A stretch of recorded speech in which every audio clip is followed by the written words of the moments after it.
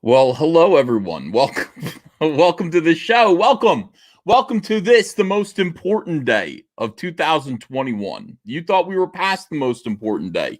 You thought we'd already seen the end, the other side of the perfect day, of the most important day. Not that it wasn't perfect at all. But you're wrong. This is the most important day of 2021. This is the day, the long-awaited day, in which we launch Reignbow the Brute. Now, we've been talking about doing this book together. We've been talking about making this statement to the world. It's not just a book. It's a statement to the world. And we've been talking about making it together for a long time, an awful long time. And now that day is upon us. Now the time is here. It's here, ladies and gentlemen. We did it. We launched Reignbow the Brute. It's live right now on Indiegogo. You've got your chance right now, if you look in the description, to back Reignbow the Brute. Don't be late. I'm so tired.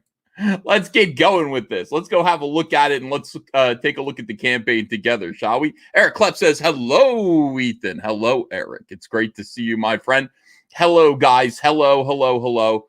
Magnificent. All right, so let me look at the campaign. I just launched it. I hit the launch button. I put it together. This is not the final version of the campaign. I'm sure I will be adding it, adapting it, and changing it as we go. Oh, wait, hold on. Let me stop doing that. Let me put the audio on as well. This is the thing about these campaigns. You adjust them. You got to be ready to adjust them. We've got a lot more stuff to add to it.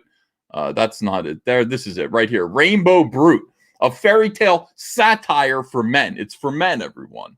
It's for women, too. But I think it's meant to appeal to the masculine, the toxically masculine male in all of us. That is what this is all about. And I am so excited and so pleased to bring this to you today. I got to tell you, what a joy, what a pleasure, what a treat. All right. Why can't I get anything to work the way I want it to work?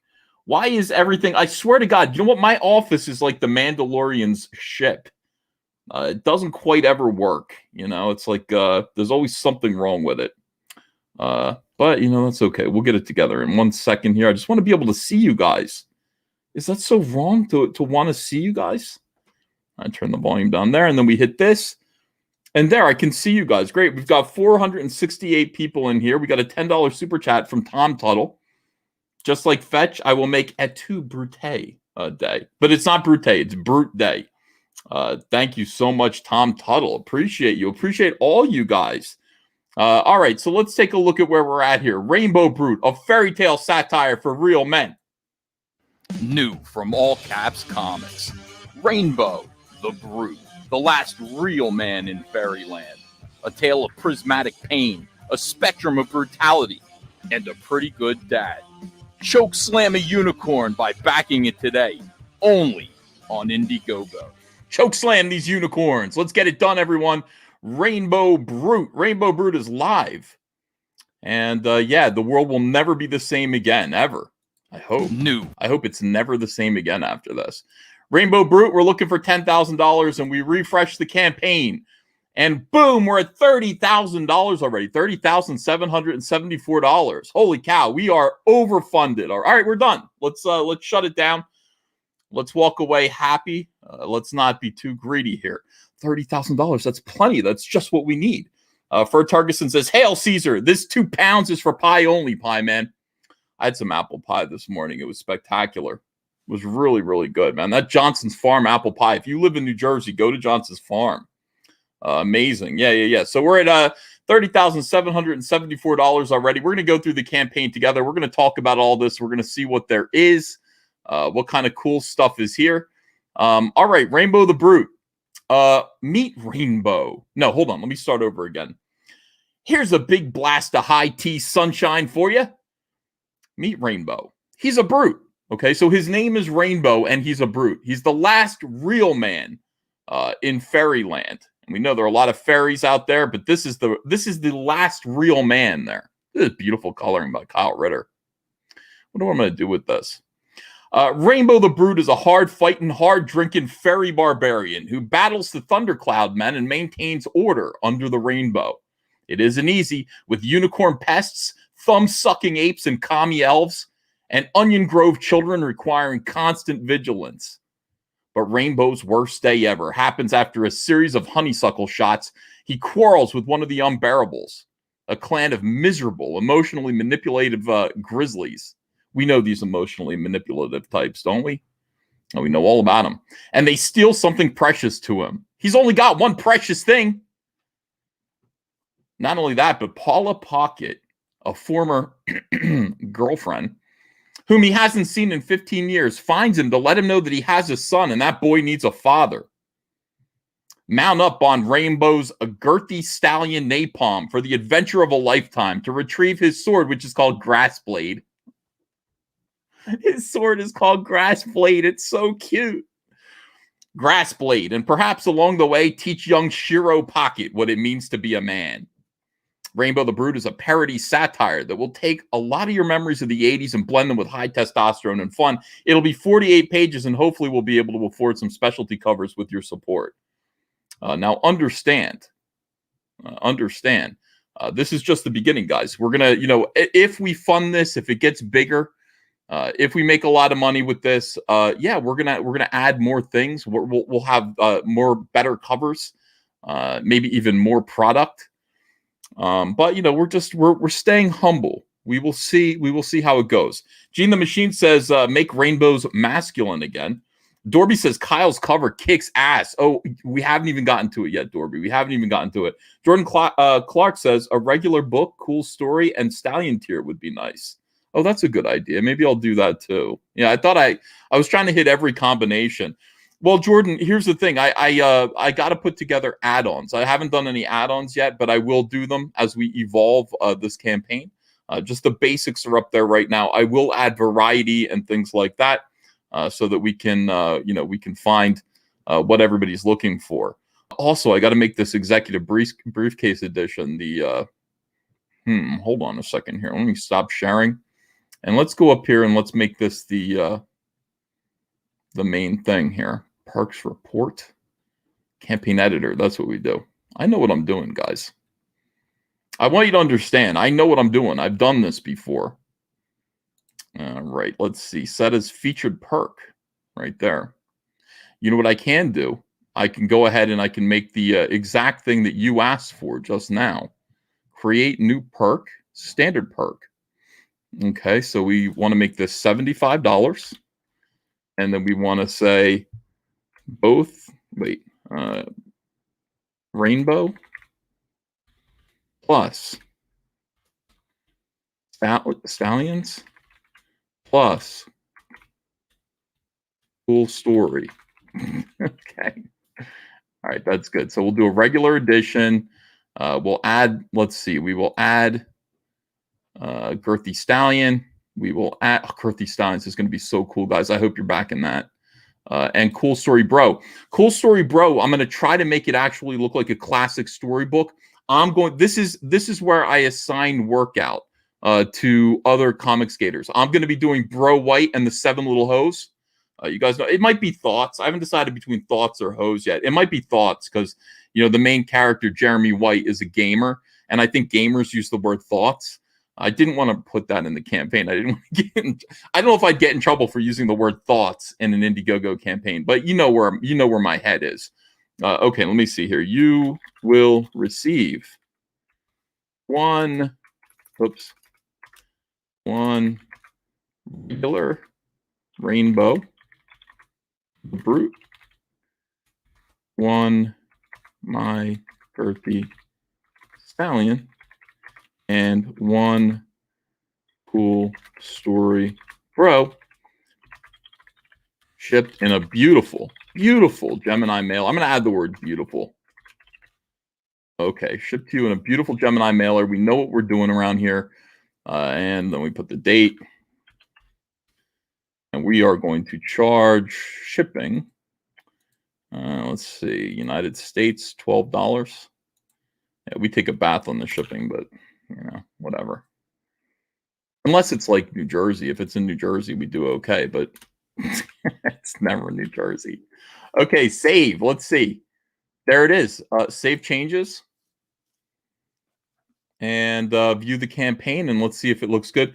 Wow, a lot of super chats coming in. Thanks, guys. I absolutely love you all. Appreciate your being here to make this campaign rock and roll.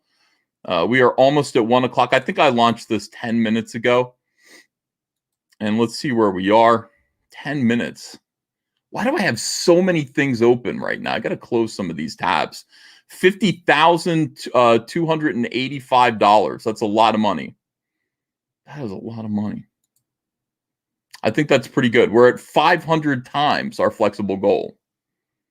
500 times. Now, okay, so let's go. Let's keep going through this. I've got the thing that you asked for. I put up the $75 edition where you get cool story, you get the 2 comics, you get one of everything that way, and I guess that's a good thing. All right, so all right, where are we here? I'm so excited. I love this. I've been waiting for this. All right, so this is the regular cover. This is the regular cover. By the way, I'm going to put Cecil to work, but not on Rainbow Brute. Cecil's going to do his own story in Cool Story Bro. Whatever he wants to do, he can do. John Malin promised me a Little Red Riding Hood. I'm going to get that out of him. I'm going to pay these guys well. I hope I will be able to. I'll pay these guys well to make these comics great. Here's the 24-hour cover. Kyle Ritter is working on it right now. You've got the Unbearables. The Unbearables are basically large, emotionally manipulative bears. They're passive aggressive. They're horrible. This is Embarrassment. No. Hold on a second. This is Embarrassment right here. We've also got Teddy Boar. We've got Bare Minimum. We've got Threadbare. Those are the 4 Unbearables. They're horrible. They suck. These are the Monkey Keys. The Monkey Keys. They want to suck thumb, but not theirs. They want to suck your thumb. They're pains in the ass. And then those are previews of the 2, of the 2 of the characters that you're going to see. I can't wait to see this colored up. It's absolutely going to be beautiful. This, of course, is Shiro Pocket. We've seen him. And we're going to make a man out of Shiro Pocket. You know, he's raised by women in the universe of Paula Pocket. He's actually going to learn what it means to be a man. And also, you know what? It's going to be a shared lesson. Not only is Shiro going to learn what it means to be a man, our boy Rainbow, our daddy, Rainbow here, is going to learn what it means to be a father. The 2 are going to learn from each other. It's not just Rainbow Brute that's going to be delivering the lessons here. Rainbow Brute's going to be receiving a lesson as well. Here's the, so this is 24 hours. By the way, this is a 24-hour variant that I've added to a lot of the perks right now. Like if you buy all 4 covers or all 4 comics, you're going to get the 24-hour variant. Tomorrow at this time, I will take this down so you won't be able to get it anymore. However, I have made one adjustment to the way I do executive tiers, and I will show you that in a minute so you guys understand. There you go. Okay, so this will be colored. You'll be able to see it pretty soon. I think Kyle's going to have it tonight. This is Kyle Ritter's beautiful variant cover. He's been saving this for a long time. He's been like, I got to get a cover. I am only going to have a Kyle Ritter variant cover. I'm not going to get everybody in creation to do variants. I would have 0 variant covers. It would all be me, except Kyle Ritter is my brother. Kyle Ritter has been with me through thick and thin. Kyle Ritter is such a good colorist. I'm privileged to have him on board with me. Kyle Ritter is the only other person who could be my co-pilot on this project. He is going to get a variant cover. He is going to be a part of Rainbow Brute in terms of creating art. And it's my honor to. Oh, look, he put the axe in there now. Okay, cool. It's my honor to have him here. He's a fantastic artist. This is one of the variants. Oh my God, what was that? Oh, Facebook. Let me close Facebook down. All right, so bonus comic, My Girthy Stallion, Barnstorm. So this is going to be a whole separate comic. We've got 2 comics that we're making here, not just one. We've got 2 48-page comics for the Rainbow the Brute campaign. Second one is called My Girthy Stallion Barnstorm, and I really love My Girthy Stallion. I think My Girthy Stallion is pretty impressive. It's a good idea and has a lot of potential. I think you'll like My Girthy Stallion too. So I'm inviting you guys to buy My Girthy Stallion.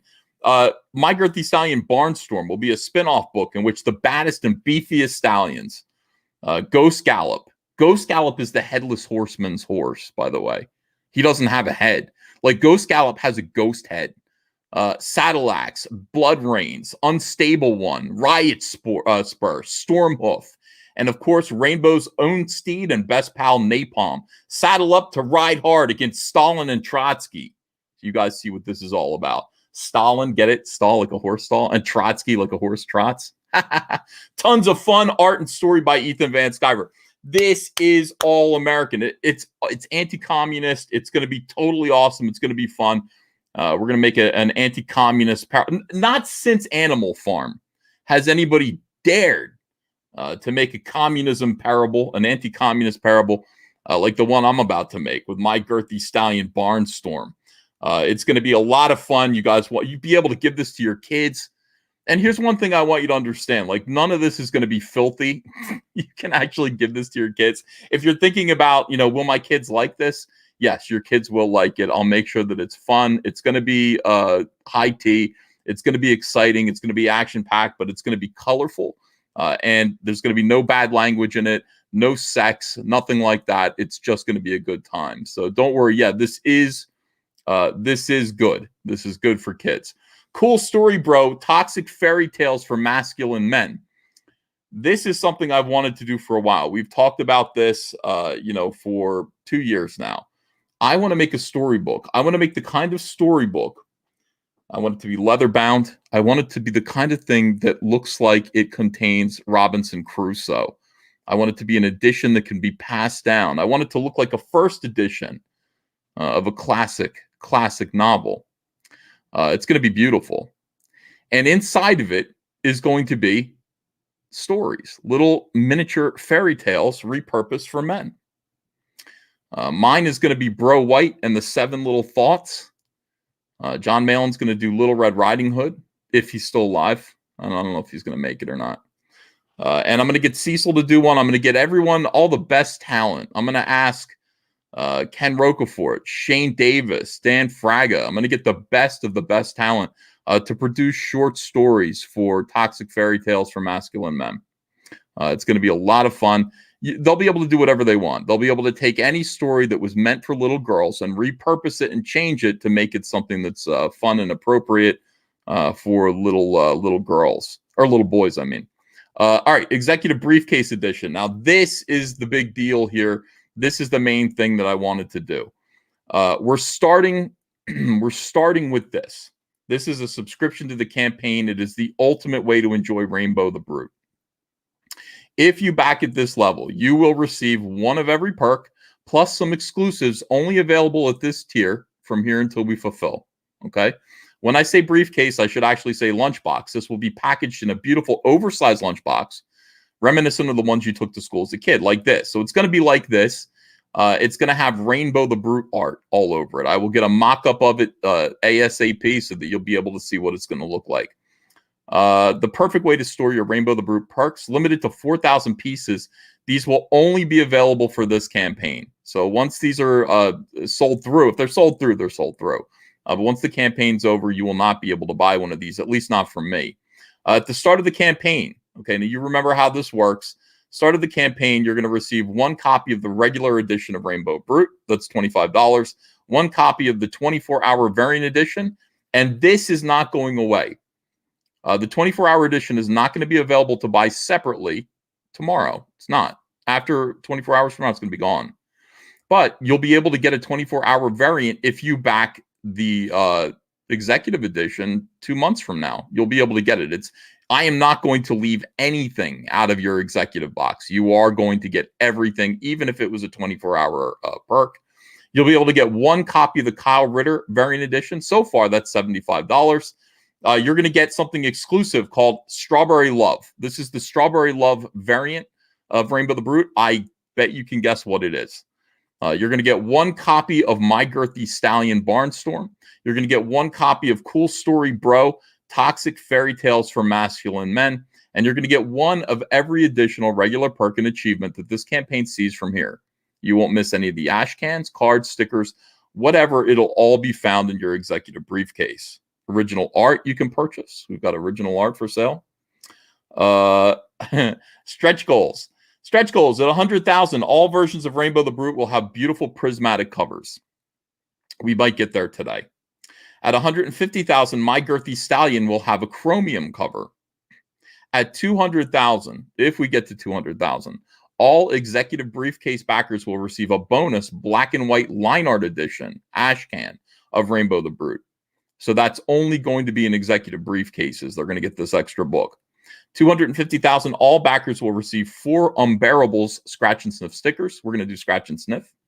All executive briefcase backers will receive a bonus Reignbow the Brute dazzling sticker. Now, here's the thing I want to get to. At $300,000, all executive briefcase backers are getting a Reignbow the Brute thermos. I mean, please get us to 300,000. Your lunchbox needs a thermos. It's going to be awesome. Okay, this is going to be fantastic. All right, and then we'll take it from there. So this is all pretty optimistic. If we meet these goals, I'd like to add more fun stuff to everyone's orders. And if we do really well, we're gonna do Girthy Stallions PVC toys. I mean, that's if we do really, really well. We'll make those PVC toys. I'll do it again. I did it before. I can do it again. You know. George Heath goes, Fruit Brute already exists. Fruit Brute's a werewolf, my dude. Maybe you missed that. Maybe you're not familiar with monster cereals.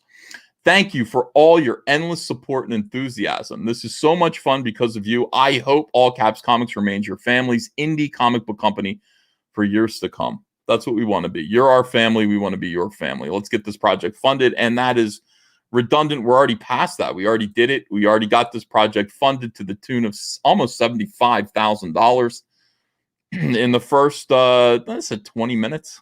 20 minutes we did that. Wow. Holy cow. Now let me take a breath. I can talk fast, but you know.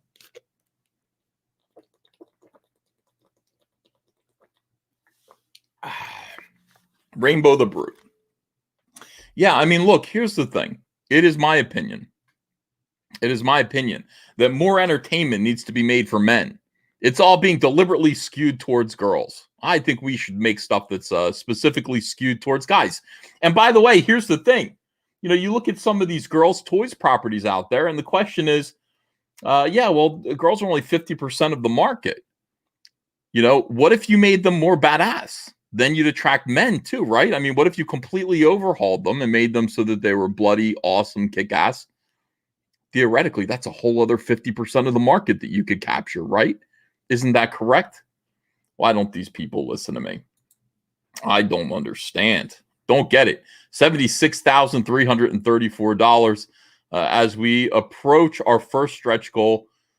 And I can't believe it. Thank you, guys. Amazing. We've sold 301 executive briefcase editions already. That is fantastic. Fantastic. Reignbow the Brute regular edition, 7 claimed. Reignbow the Brute 24-hour variant, 86 claimed. Kyle Ritter has sold 4 of his variants. Cool Story Bro Storybook, 3 of those claimed. My Girthy Stallion, we've sold 1 of those separately. And then we've got, look at this, both comics, 10 of those are gone. Rainbow Stallions, I'm glad I did this. Rainbow Stallions and Cool Story Bro for $75, 19 of those claimed. That was a good thing that we did that. 1 of every comic, 4 claimed. All 5 books, 7 claimed. And we've sold 2 pages of Rainbow Brute original art and 1 page of Girthy Stallion original art. You know, the sooner you back the original art, the earlier you are in line to be able to select your page. So whoever backed Girthy Stallion original art, this guy is going to get the first choice of pages. And these 2 people here, maybe if it is 2 different people, are going to get the first 2 choices of Rainbow the Brute original artwork. So if you're going to back original artwork, the sooner the better with that. That just makes sense to back that earlier and get a better spot in line. So boom. New from All Caps Comics, Reignbow the Brute, the last real man in fairyland. A tale of prismatic pain, a spectrum of brutality, and a pretty good dad. Choke slam a unicorn by backing it today, only on Indiegogo. Yes, that's right. Okay, so let me Let me put this down for a little while and go see you guys. We'll visit you guys. Thank you so much for all the support that you're giving us. This campaign's already off to a big roaring start. Amazing. Let me see. Shouldn't the original art be limited, like X of 48 or something? Oh, I guess I forgot to do that. Well, that's okay, upper below average. I can take it down when it gets to 48. I can make it invisible. So, yeah, I forgot to do that. Shit. I almost forgot to do it with the lunch boxes. I was like, I got to go back and make those limited. All right, let me see here. Inchai Comic Guy says, is Rainbow supposed to look like Kyle Ritter? Rainbow looks like Kyle Ritter. He's happy to tell you that that's true, but I created Rainbow the Brute before I even knew what Kyle Ritter looked like. See, it just turns out that Kyle Ritter happens to look like everyone's idea of the most masculine man imaginable. I mean, Kyle has no estrogen in him at all. Not at all. So when you draw the most masculine man on earth, it just happens to look like Kyle Ritter. Kyle also agrees with you, though. He says, yes, that looks like me, and, it's pretty cool. Garrett Graves says, no Mike Miller variant? Thought you mended some fences. Even though I would be thrilled. Understand, I would be thrilled to have a Mike S. Miller variant. I think the answer is no. It's a very privileged spot to be able to do a variant cover for this book. I want that honor to go only to Kyle Ritter. I want him to be the dude. And that's what we're doing. Oh, Zach's in the chat. Where's Zach at? I noticed the same thing. Says Zach, what? What did you notice?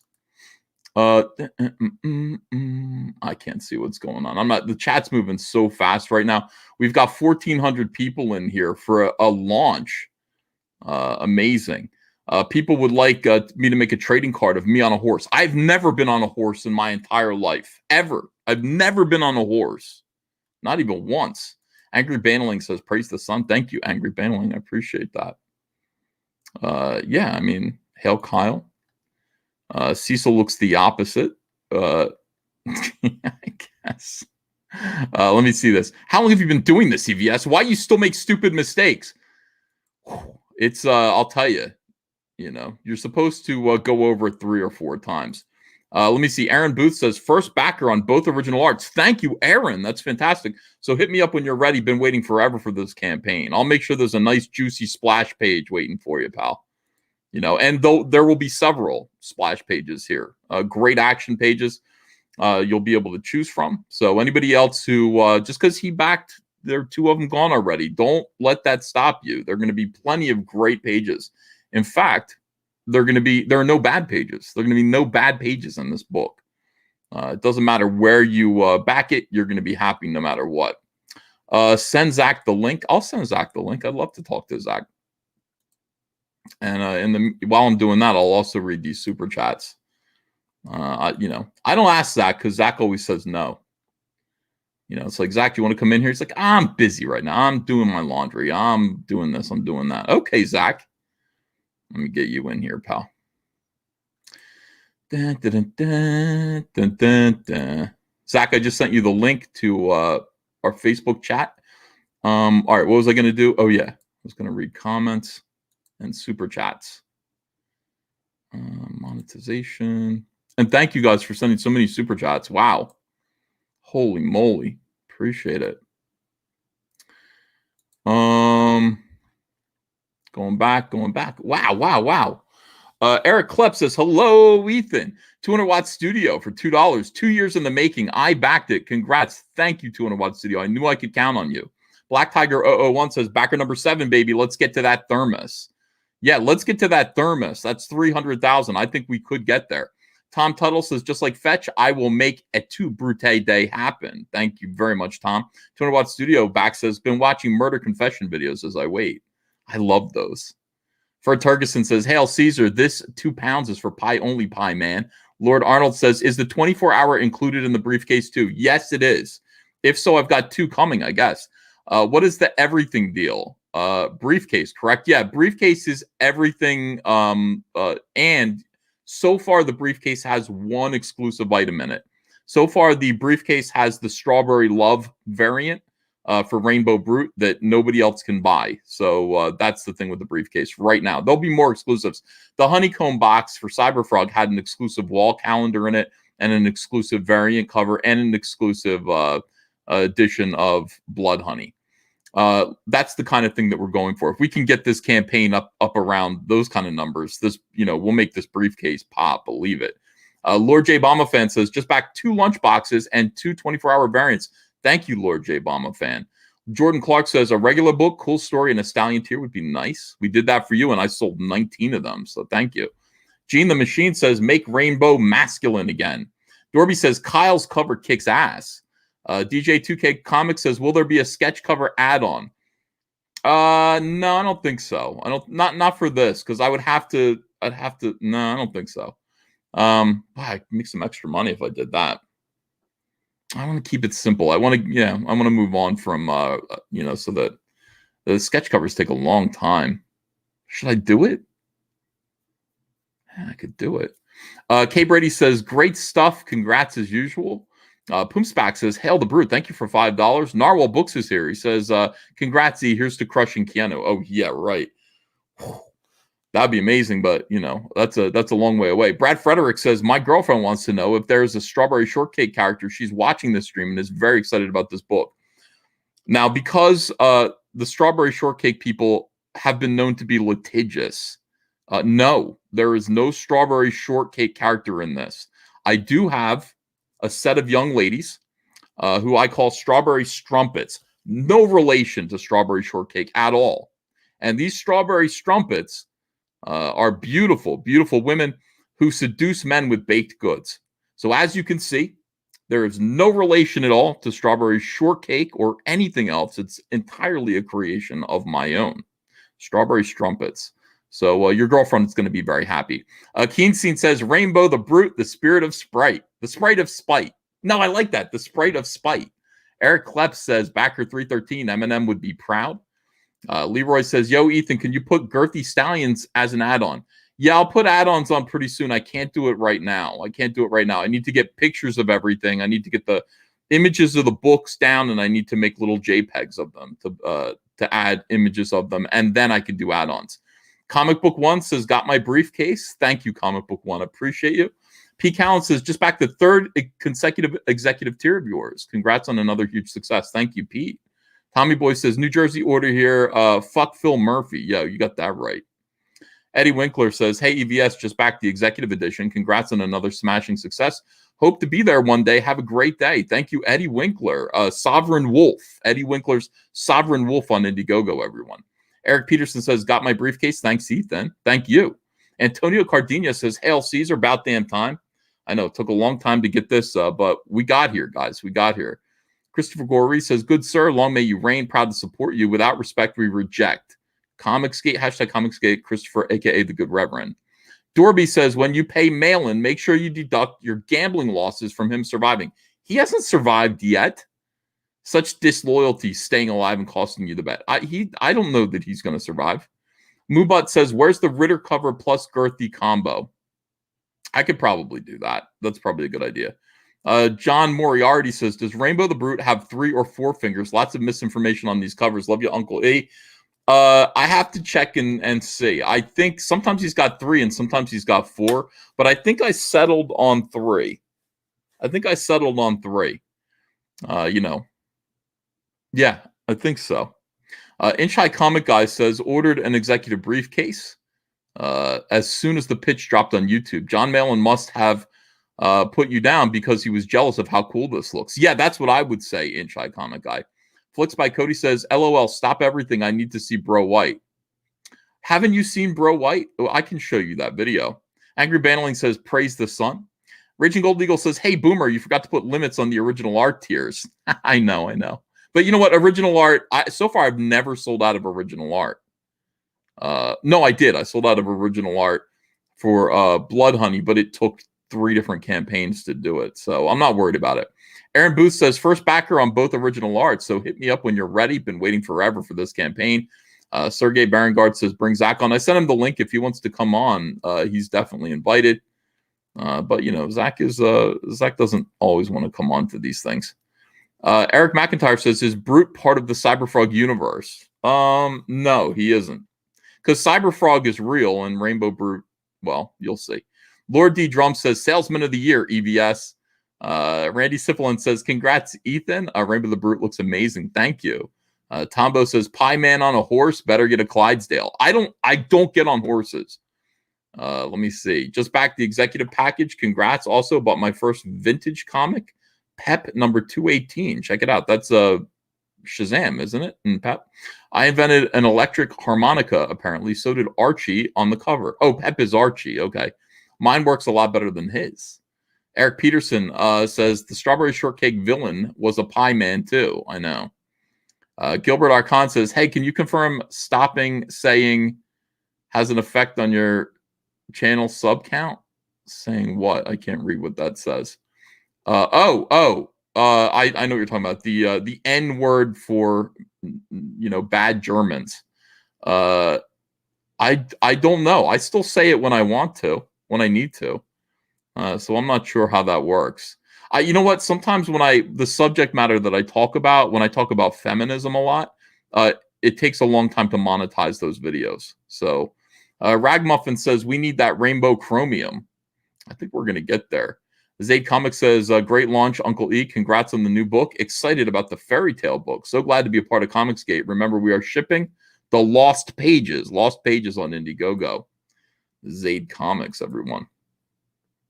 Yeah. We got some more super chats. Bogdan Digital Art says, cheers and congrats on the launch. Thank you very much. Let me see. Man of War 665, Neighbor of the Beast says, backed executive at 298. You bloody highwayman. Thanks.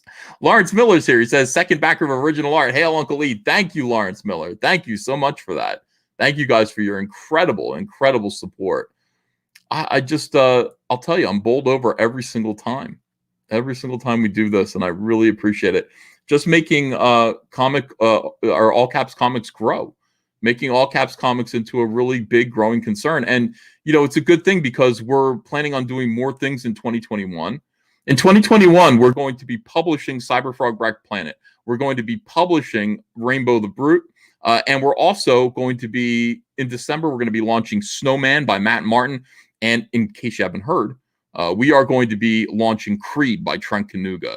So Cyberfrog, Snowman, and Creed are all together under one publishing house, just like it was in the 90s. I can't believe it. It's absolutely fantastic.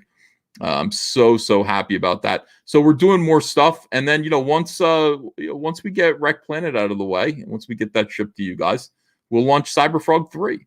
And if you like Rainbow the Brute, maybe we'll talk about something else. Who knows? Just keep things open. I mean, the key thing about Comicsgate is just listening to what you guys want and trying to give you guys an approximation thereof. 200 Watt Studio says, will there be a Meg tier? No. Let me see. David Todoroff says, just got executive box. Thank you, David. I appreciate it. That's fantastic. Can't wait for Snowman. Dude, Snowman looks so good, Chris. When you see how good Snowman is, it's going to blow people away. I think Snowman is going to be six figures right out of the gate. So, Creed is too. These books are going to be enormous successes because people already know them. They were big hits in the 1990s. It's great to have them back. The artists, the creators have gotten better than ever before. Matt and Trent are amazing. And I'm honored. I mean, I'm thrilled and honored that they'll allow me to publish them. It's going to be great. Ethan's becoming a kingpin and fat just like him. Well, I mean, let me see. Hot apple pie tier. Oh, that sounds good right now. Yeah. I want to see Snowman. Give it to me, says the real Winslet fan. Yeah, I could show you some Snowman. It's really great. Sketch Therapy says, I've loved Kanuga. I love Kanuga. I've loved his channel for a very long time. He's got a big, huge YouTube channel. He's got like 200,000 subscribers, maybe even more than that. Frankie Ramon says Cyberfrog action figures next year. We've got all kinds of stuff lined up. We'll see what happens. We've got all kinds of stuff lined up. No, piece of the driveway. No, we fixed the driveway. Dan, thanks for 499 pounds. Hey, Uncle Lee, I just bought the executive box. When you ship to OK to market gift, or all UK customers get hit with more import costs. I try to do that already. Either that or I just say it's a comic book. It's worth $1, you know. Let me see. Michael Strelitz says, will Snowman and Creed be color or black and white? Well, Creed is in color. Snowman right now is in black and white, and I'm going to superficially say it's in black and white to start, but like the minute it hits 25,000 in funding, it'll be in color. I think you guys are going to fund the hell out of it, so I'm not worried about it. I would say expect it to be in color, you know. But we always start. I told Matt, I told Matt, we stay humble. We keep it, you know, keep it reasonable for now. We keep our expectations low, and we just produce the best product possible. And then, you know, we just see how it goes. Kingdom Comics says, just please don't make him an idiot like the SJWs portray men needing women's help all the time. Lols. No, it's the other way around in Rainbow the Brute. The woman needs the man's help, and Rainbow Brute is no idiot. I always say Rainbow Brute is a cross between Popeye and a pissed off leprechaun. That's his personality. Amanda B says, as a girl who grew up in the 80s, I've been looking forward to this. I'm excited to see the different takes on everything. Good. I'm glad. I'm excited. Ted Zagar says, hey, has Rec shipped yet? No. Rec ships in May. I'm halfway done drawing the comic, and then we are expecting. Then we got to take it to print, but the big holdup is going to be getting the PVCs in from China. They're being made over there right now, so PVCs are coming. That's going to be a little bit of a holdup, but we'll get them in by May. I mean, we'll be able to ship things by May. So thank you guys for backing that. Really appreciate it. Terry Baker says, just back to briefcase. My wife is going to be disappointed if you don't hit the thermos goal. She needs a thermos to keep that hot stuff hot. I think we could hit it. You know, I was hoping to hit 200,000 with this campaign. I always kind of project like what I think the campaign's going to do, and I thought I would hit 200,000. But we're already pretty close. Let me just take a look here and see. We're already pretty close to 100 from what I'm hearing. No, we're at 100. 599 backers. We just passed $100,000, and amazing. Rainbow the Brute now has hit its first stretch goal.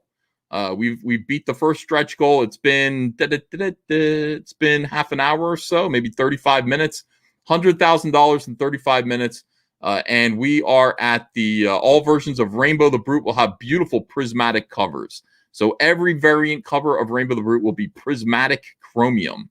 Absolutely beautiful. And that, of course, it needs to be, right? I mean, it needs to be reflective. It needs to have a rainbow effect to it. That's part of what this campaign should be. Thank you guys. Humbly, thank you for doing this. $100,000. This book is well funded. We're gonna do great stuff with this, and I think I have enough money to pay some really good talent to work on Cool Story Bro. Great guys. I'd like to get Kelsey Shannon to do a little story.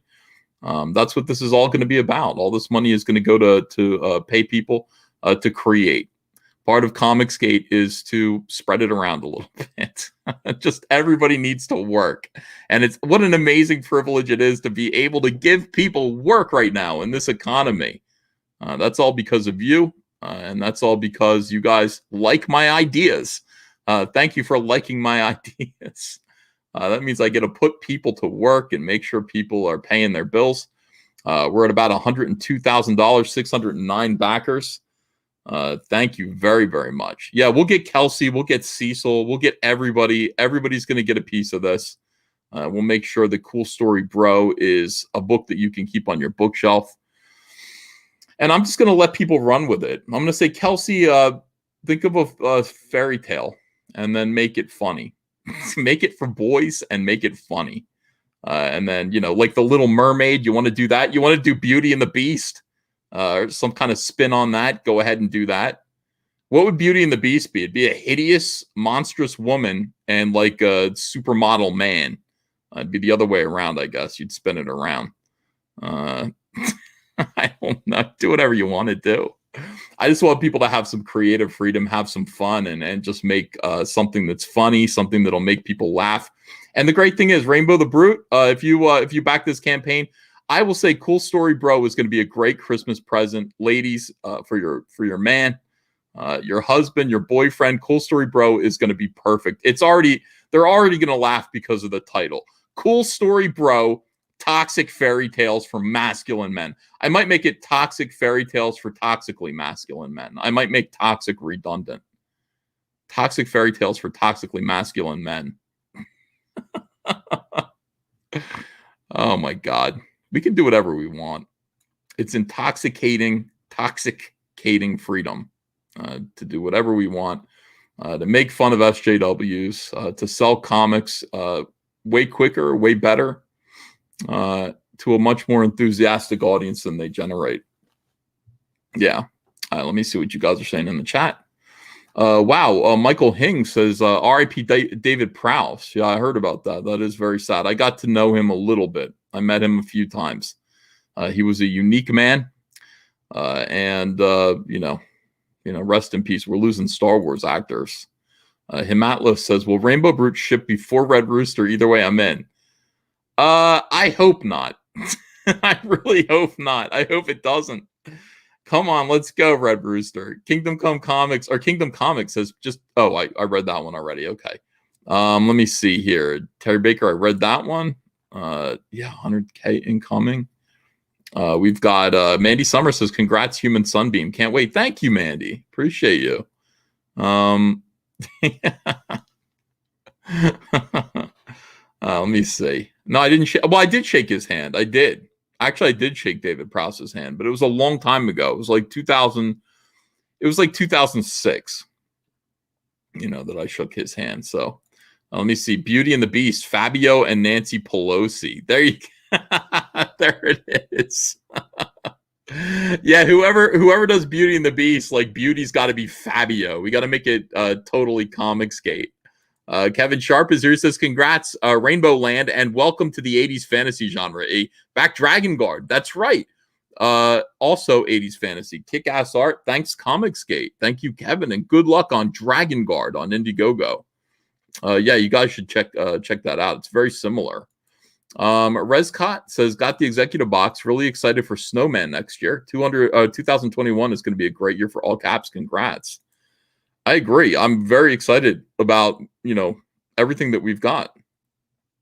Let's see. Can you make Cool Story Bro an add-on, says Lawrence. I can't do it yet, but Cool Story Bro, you can get a copy of Rainbow Brute and Cool Story Bro. I think aren't they? Hold on a second. Let me double check that before I run my mouth. Rainbow Brute, Cool Story Bro, both comics. One of every okay, it's not yet. Let me fix that right now. I'm gonna make Cool Story Bro and Rainbow Brute combo tier. Yeah, that's no problem. All right, hold on. Campaign editor, perks. All right, create new perk, standard perk. 50 title, Rainbow plus Cool Story. You got to do all different variations of this.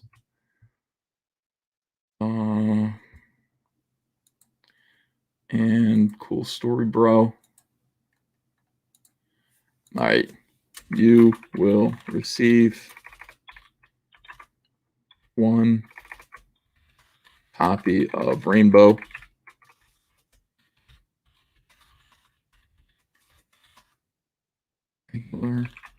And one copy of Cool Story Bro, shipped in a sturdy Gemini mail. Everything I know about crowdfunding, I learned from your boy Zach.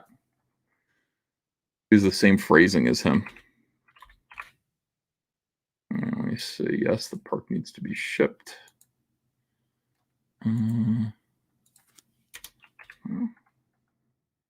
And rest of the world. Okay, save. Save changes.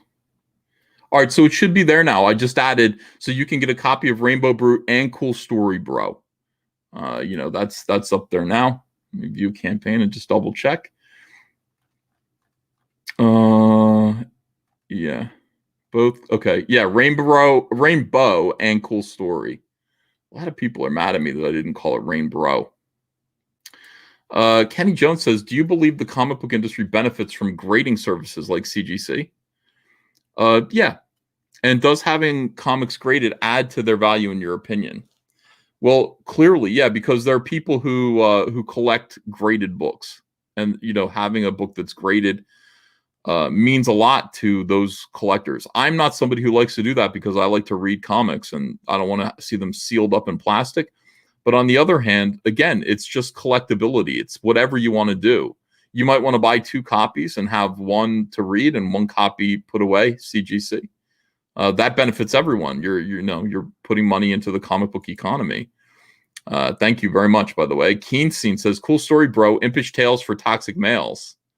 Ooh, toxic tales for toxic males. See, I mean, this is the thing. We got brains around here. We've got big brains. Inchai Comic Guy says, we broke 100K on Rainbow. I know we did. Amazing, amazing, amazing. Fantastic, guys. Oh, man. I was so nervous about this today. Very nervous about it. P. Callen says, cool story, bro concept. Cinderfella, if the boot fits. An alpha male must compete with his 3 soy boy brothers for the heart of a cis woman. Well, here's the thing about that, Pete. There already is a Cinderfella, and it starred Jerry Lewis. So we can't use Cinderfella, but Cinderella is still a concept that should be done. Somebody needs to do it, Cinderella something. What's another thing for Cinderella, Don't know yet. But think about it. Anybody who has an idea for that, Yellow Flash 2 is here. He says it's going to be a big campaign. Thanks, Yellow Flash. Clone Shane Davis says Comicsgate is clearly on its deathbed, just like John Malin. Oh, so it's way too soon for that. John Malin's supposed to be coming home.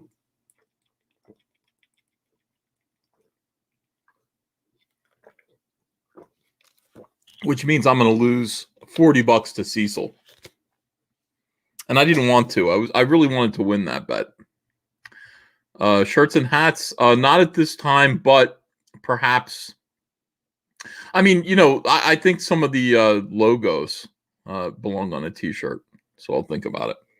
Sleeping Fruity says Young V254. Yeah, it is too soon. Yeah, we're already at 100K. It has been, you know what? We're coming up on the first hour, everyone. First hour. And amazing.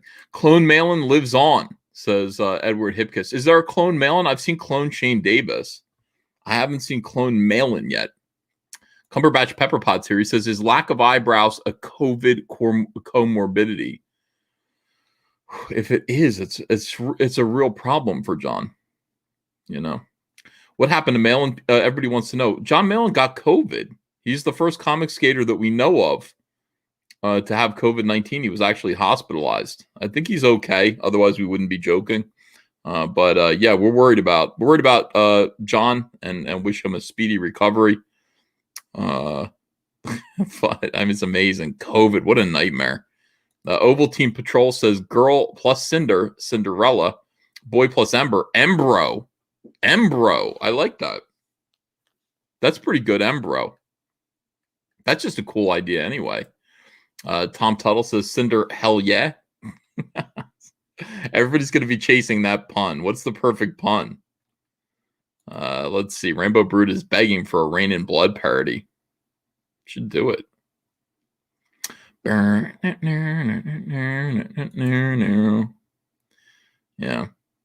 Embro Ella. MBO. I don't know. You guys work on it and let me know. Let me know when you come up with it. We've got 1,700 people in here right now. 1,700 people witnessing the birth of Rainbow the Brute, an entirely original character, satire, parody of a lot of attitudes of toy makers and a lot of attitudes of, what's going on in pop culture right now. Everything's becoming feminized. Let's make things a little bit more masculine, shall we? Let's do it together. And let's start with the incredible Rainbow the Brute. Rainbow the Brute Wow, a fairy tale satire for real men, for manly men of the Rainbow Coalition. Wait, what is it? The Rainbow Brigade? The Rainbow Brigade. Lord J. Obama fan, thanks for $2. Tinderella, swipe right. Everyone else does. Oh, that's great too. All right, let's watch this. New from All Caps Comics, Rainbow, the Brute, the last real man in fairyland. A tale of prismatic pain, a spectrum of brutality, and a pretty good dad. Choke slam a unicorn by backing it today, only on Indiegogo. Choke slam a unicorn. Yes, do it. The executive briefcase edition, we've sold 427 of them in the first hour. Now we're coming up on the first hour. We'll be there in, let's see, 149. So we'll be there in 7 minutes. 7 minutes, we're going to pass our first 60 minutes of the campaign. Here's a big blast of high tea sunshine for you. Meet Rainbow. He's a brute, the last real man in fairyland. He's the last real man in fairyland.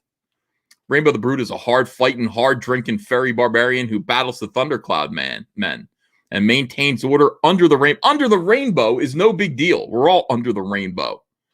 It isn't easy with unicorn pests, thumb-sucking apes, commie elves. Who do you think the commie elves are? Can you guys guess? You guys in the chat, can you guess who the commie elves are? Dive Ninja says, hail from New Zealand, DBS. Can't wait for my briefcase pack. Thank you very much, Dive Ninja. One Lucky LOS says, thanks, E. I couldn't have asked for a better birthday surprise. Well, thank you so much for $5. Appreciate that. Smurfs. Yeah, Smurfs. The Smurfs are the commie elves. Smurf stands for Socialist Men Under a Red Father. What do you think Papa Smurf is? Papa Smurf is Joseph Stalin. Sick of these commies. They all look the same. Think about it. 200 Watt Studio says, can we talk about mummy news now? Deadpool 3 woke? No. We're just doing this. Sick of the Smurfs. We got to put an end to it. You know, the Smurfs. Filthy, dirty commies. The Onion Grove children. The Onion Grove children. They're pretty spooky.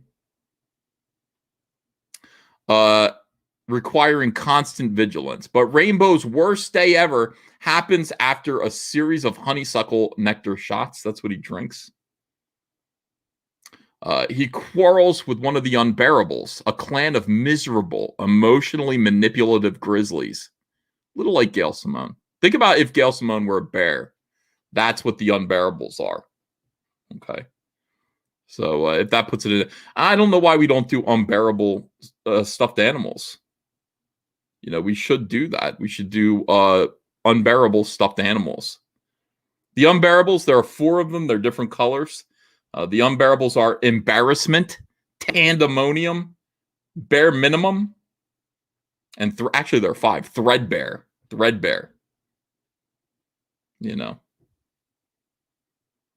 Yeah. Not only that. All right, so they're emotionally manipulative grizzlies, and they steal something precious to him. This is colored wrong. We're going to color his sword green. His sword is going to be green metal because his sword is the most precious thing that he owns. Not only that, but Paula Pocket, a former girlfriend, whom he hasn't seen in 15 years, finds him to let him know that he has a son, and that boy needs a father. Boys need dads, you know. There's no doubt about it. Boys need their dads. Mount up on Rainbow's girthy stallion, Napalm, for the adventure of a lifetime. To retrieve Grassblade. That's the name of his sword, Grassblade. Because it's a blade of grass. He's a little guy. And perhaps along the way, teach young Shiro Pocket what it means to be a man. Shiro Pocket is his son. You know. Yeah. Rainbow the Brute is a parody satire that will take a lot of your memories of the 80s and blend them with high testosterone and fun. It'll be 48 pages, and hopefully we'll be able to afford some specialty covers with your support. Never know. Dorby, thanks for $2. Harry Slaughter's only day at Wizarding School. No. Oh, that sounds like a That sounds like an incident. Skeet Need says, okay, but can we confirm? But we can confirm that Linkara's Lightbringer is the god of Rainbow Bridge universe, right? That's interesting. Let me get with Linkara, see how he feels about sharing his property. This is young Shiro Pocket, raised by women that bend at the waist. And he doesn't know. He doesn't know what it is. He doesn't know what manhood is, really. He just knows what it means to please mom and the women around him. He needs his father to come in and teach him what it means to be a man and chop off the heads of unicorns and roast them. He needs to learn wrestling moves. All these things that a dad can teach a son. He needs to learn the elbow, the people's elbow.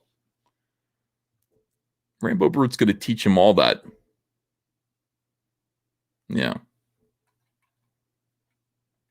So that's the regular cover. This is the regular edition. This is the 24-hour edition. You can see two of the unbearables, and then you can see the monkey keys here. F the monkey keys. The monkey keys come in and suck your thumb. They don't suck their own thumb. They come and they take your hand and they suck your thumb. And you're like, stop! Slash and Burn Theory, thanks for $5. 10 years ago, back when Cartoon Network wasn't the virtue signaling pander bears they are now, Adult Swim would have made a show of this. Well, that would have been nice. Professor Murph, War Party, says, I predict Brute will be bigger than Cyberfrog. You think so? Let me see. Yeah, that would be amazing. Thank you guys for super chats. I think Zach is here. Let me double check that. I heard a little bink, and that means that probably Zach's here. Dun, dun, dun, dun, dun. Yo, boy. Hey, how you doing? Good, man. Pretty Can you good. hear me okay? Yeah, you sound good. So I thought you were launching like later tonight. Well, I wanted to launch at noon. Noon on a Sunday is usually my traditional time to launch because everybody's home.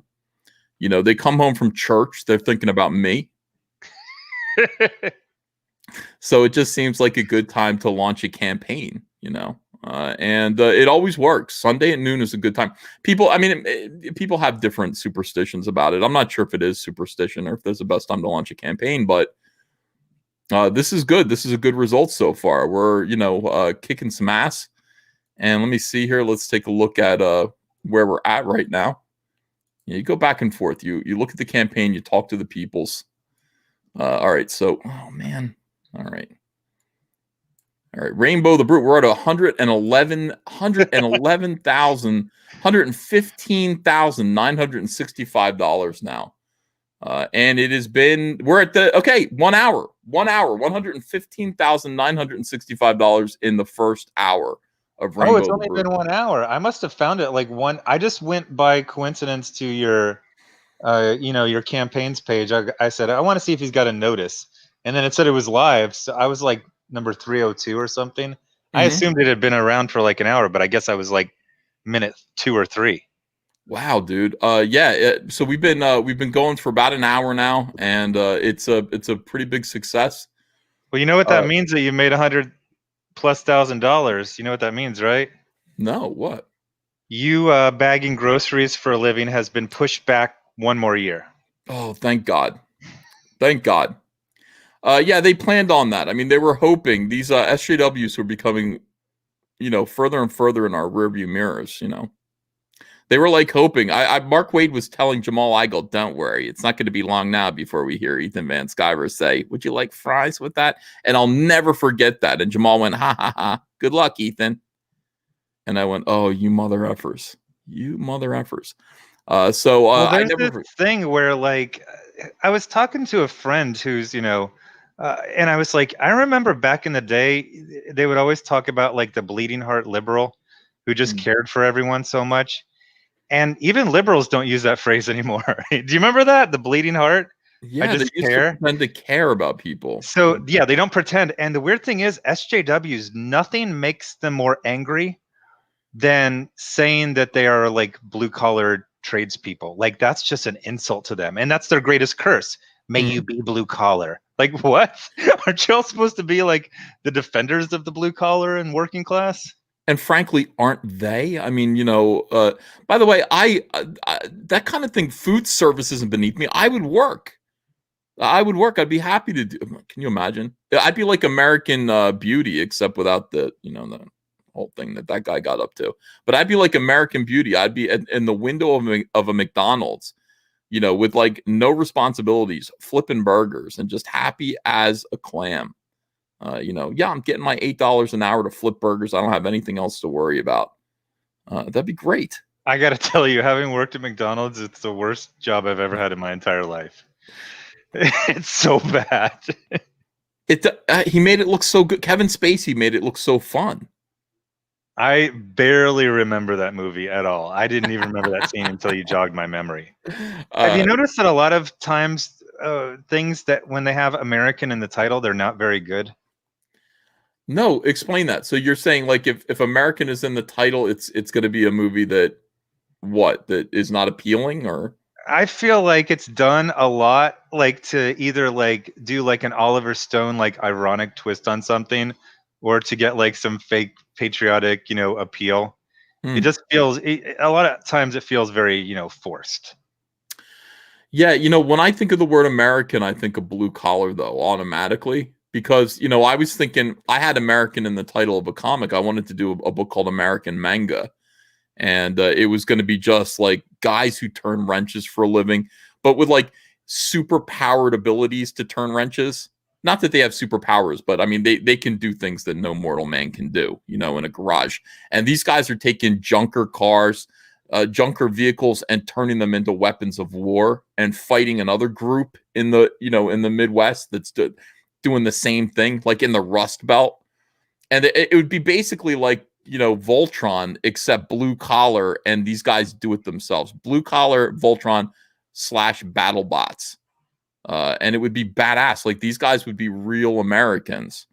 But I mean, when you say like American manga, like you don't think white collar. There's a much better title for that story.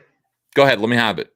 I don't have it right now, but I'm saying it's out there. Well, yeah, understand. I've people have said call it Tex-Mex. Call it American Made. American Made. Well, but not like a maid. Not like a maid, but like MADE. American Made in America. That's something. What about Rust Belt? That's kind of like one of those older phrases that I remember when I did the first Jawbreakers. I used the phrase Mid-East on the back, and everyone's like, nobody says Mid-East. I was like, I used to hear that during dinner, listen to the news every single day in 1982. Yeah, but nobody says Mid-East anymore. Yeah, they don't say Mid-East. They say, because immediately you think of Middle East now. No, that they would say Mid-East or Middle East for Arab countries. No, because when you say Mid-East, I think of Ohio. It's supposed Mid-East means Ohio, and doesn't it? I mean, that's the Mid-East of America. You think of Mid-East and you're thinking of the Middle East being the same thing? Yeah. I don't know. I looked it up to make sure I wasn't taking crazy pills, and yes, in the 70s and 80s, people did say Mid-East for Arab countries. Zach, are you going to donate a story? Not donate, I'll pay you. Are you going to come up with a story for Cool Story Bro? I don't know what that is. Okay, so Cool Story Bro, Zach, is part of this campaign. All right. And what it's going to be is it's going to be a compilation storybook. Everyone who's invited to be a part of it. Toxic fairy tales for toxically masculine men. You're going to take something like Little Mermaid and you're going to change it around so that it's a kick-ass, high-tea, awesome story for boys. So like Little Mermaid would become Big Merman? Well, that would be the least creative thing that you could do, but yes. Yeah, essentially that would be it. Something like that. John Malin's doing Little Red Riding Hood, but he's doing like this dude who wears a red cloak and has shotguns and shit and fights werewolves in the woods. I guess Grandmom is going to be worked into it somehow. Who knows what that's going to be about? But that's what it's all about, that kind of a thing. Is it like a drawing? What is it? No, there's stories. Like you want to do it in 4 pages, you want to do 8 pages. That's gonna take me an entire year. It take you an entire year to do that? No, Yes. come How on. long have I been stalling on the 8 pages for that jam project? I'm putting that out by myself if you guys don't get with it. I'm gonna put it out by myself because You I'm don't ready to even know go. where the script is. You've asked me for the script 3 times. I've sent it 3 times. Zach, you don't understand. It's right over there. I mean, I do have it here. I've got it with me, and I look at it every single day and go, pretty soon. Every day. I say, pretty soon. Trevor Nichols says, look up Megas XLR. Sounds like your mech concept. Well, fuck them. You know, somebody's stealing my idea. So I have a question about Rainbow the Brute. Yeah, go ahead. So back in the day, 2 years ago, every book I did was different, and then I saw with you and other people, it's better to stay to a franchise. So you've done like 13 Cyberfrog various campaigns, and this is your 14th. Okay. Are you still saying this is going to be the only one because of American parody satire laws and copyright laws and that type of stuff? Well, I've done everything that I can to take ownership of this character and separate him from the origins that inspired him. And I want to say that he is inspired by other things. But, you know, everything is. I mean, Batman was inspired by Superman. Superman was inspired by Flash Gordon and, you know, a bunch of other things. John Carter. John Carter. All of these characters come from somewhere. And this character certainly has his origins of inspiration, but he is now an original and unique character. I put it to He's you. basically 95% Kyle Ritter. So Okay. you're safe there. If you just get Kyle Ritter to sign over his life story, I think legally you are fine forever. Well, he looks a little like Kyle Ritter, but that's just a happy accident for Kyle. It looks 100%. Just a happy accident for Kyle because all I did was draw the most masculine fairy dwarf that I could possibly think of, and I came up with Kyle Ritter, I guess. But this was before I even knew what Kyle Ritter looked like, so there's no chance. There's no chance that Kyle influenced, inspired. It's just a happy accident, like the best things in life. Kyle looks like every Conan comic where Conan has to either buy or sell furs to or from someone. Kyle is the guy who sells him furs or buys them from him. Yes, you're right about that, Zach. It's just a happy accident, like the Hindenburg. Don't look too much into it. There's no hidden meaning, nothing like that. All right, now watch Zach. This is what I want to show you. This is the 20-second one because I saw it and it was good. Yeah. Okay. Watch. New from All Caps Comics, Rainbow, the Brute, the last real man in fairyland. A tale of prismatic pain, a spectrum of brutality, and a pretty good dad. Choke slam a unicorn by backing it today, only on Indiegogo. Zach, 20 seconds. Very good. I did notice one thing. What? It says eat the unicorn, and then you say choke slam the unicorn over it. Yeah. I'll never not notice that. Okay. Could be. It's very, very good. Yeah. I could have put choke slam a unicorn instead of eat the unicorn. But I mean, that's because of, that was inspired by this image in which they're eating a unicorn. I think they're going to eat it. They better be eating. Otherwise, I don't know what they're doing. They're eating That's unicorn Kyle. That's Kyle. It does look like Kyle. 100% Kyle. Yeah, 20 seconds, Zach. That's all you need. You don't need to explain everything. You don't need to explain the origins of all of your thinking. Just say the title, sell it in 3 lines. What about looking out on a field of wild grass and there's a cyclone fence with like some paper stuck in it? Okay, tell me more about your 40-minute video. I got one for my Zach Friday. I got it under 2 minutes. You got it under 2 minutes. That's not bad, but I'm bored. And I mean, this is the thing. If I can get it down to 10 seconds, I'm going to do that. Cyberfrog 3 in 10 seconds or less, because I mean, really, it should just be like, enough to make you want to buy it. And if you're making people wait to pull the trigger, that's a bad idea. You want them to go, well, that sounds like the shit. I'm going to spend $25 right now. So if you're talking their ear off, they're going to change their mind and go, I think I have something else to do. I think I have laundry to do. I like how you have I think it's the 25. It's the one I got. It's called regular edition. Yeah, regular edition. I backed a campaign recently. There were so many options, and it didn't seem like there was any main version of the book. It felt like everything was a variant. Yeah. So I found that very frustrating. Yeah. I want there to be like a main version. Like with Wreck Planet, the Jay Lee cover is the main edition. It's the common version. And if you want the common version that most people are supposed to get, then you get that. But if you are think for yourself, you still get agitated every time you think about what happened to Jay Lee. No, I'm at peace about it. When you said his name, my chest tightened up. All the stuff that's happened to you and me, like I don't know why. I don't know Jay Lee at all. Yeah. The stuff that happened to him bothers me 100 times more. Yeah, it was good, but no, it was actually good what happened because he shut Tom King up. And again, it was one of these things that changed the world for the better, you know. I mean, he had to take a huge hit. Yeah. But yeah, nobody looks at Tom King the same anymore. No, I mean, it was fantastic. Eddie Winkler says, hey, EVS, a link to the campaign would be cool on that video page. People come across it by happenstance. I did do that. I did add it to the video on YouTube. When Tom King called out Jay Lee, and, I mean, there was no reason for him to do that. Think about how many other things he could have done with that energy. Think about how it made absolutely no difference. Like, that is the definition of virtue signaling. The entire reason that you're doing something is because you're trying to put across the idea that you are something to people, that you are, you're trying to impress people in some way.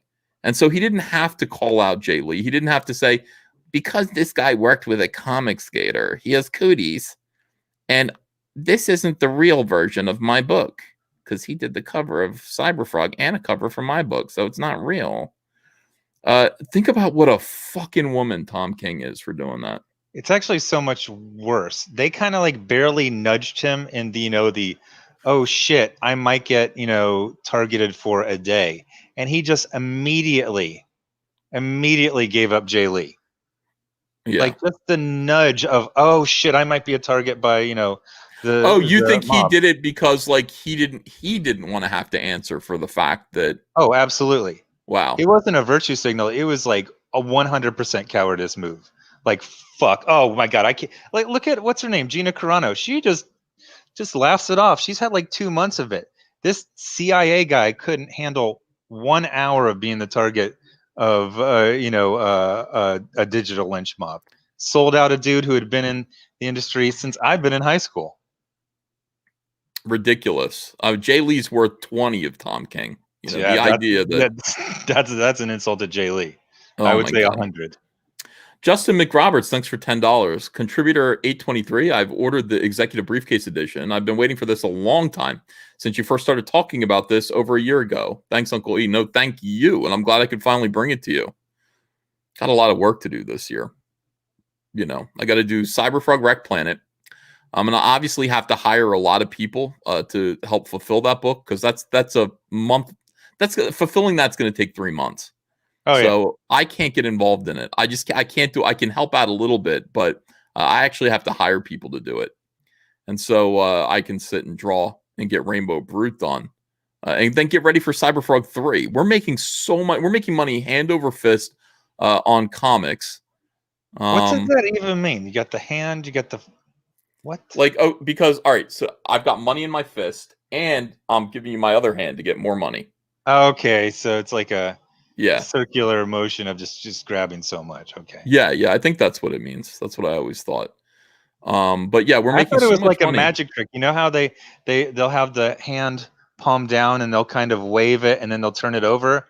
Oh, there's a marble there. I like my explanation better than yours. And I usually like your explanation better than mine. But in this case, we're doing so well. It's funny. It's just like I wonder if they look at this and get angry. I wonder if they're looking at this and getting angry. Like, this particular campaign is me doing this right to their eyes. I mean, this campaign is, me doing my first real satire, deliberate satire at SJWs. And I wonder if it bothers them that by making fun of them, we continually make a lot of money. So, not to take the wind out of your sails, they've already moved on to Star Wars. Like, they're basically out of comics. You've noted, you've done several. How much has their attention jumped to Star Wars lately? They sense that they have successfully killed the American mainstream comic book industry. Who is that guy? He talks about SJWs. They move in, they hollow out a carcass, and then they move on. Yeah. They've already moved on. Yeah, I think you're right Jim about Lee that. still has hope for the industry. He says, Vita Ayala's New Mutants, our competitor's book. That's what I'm really looking forward to. Can you imagine being one of the dozens of people fired this year at DC, and you see Jim Lee saying, apropos of absolutely nothing, in the middle of a day, boy, I can't wait for Vita Ayala's New Mutants comic. And he doesn't say that about any of his own comics. No DC comics. He no barely DC promotes creators. DC stuff at all. I mean, you gotta be kidding me. What is going on? And I still have people saying, somebody sent me messages that might have been from Jim Lee, that he's particularly angry at me and what I've been doing. He's like, don't listen to Ethan. Don't listen to him. It's like, what exactly is going on over there right now? You put up a statue. You idiots put up a Batman statue at a time when everybody's getting fired. And the same year where everyone's tearing down statues. You're right. You put up a little monument. And I love. You mentioned the Hindenburg. Imagine if DC had a Zeppelin 3 months after the Hindenburg went down. The DC Zeppelin. I love the way you said, yeah, now people who are being fired can walk past that Batman statue on their way out. That made me laugh so hard. Just absolutely dreadful, tone deaf, strange. Is it denial or is it madness? I can't explain it, but I'm looking forward to continuing watching what goes on.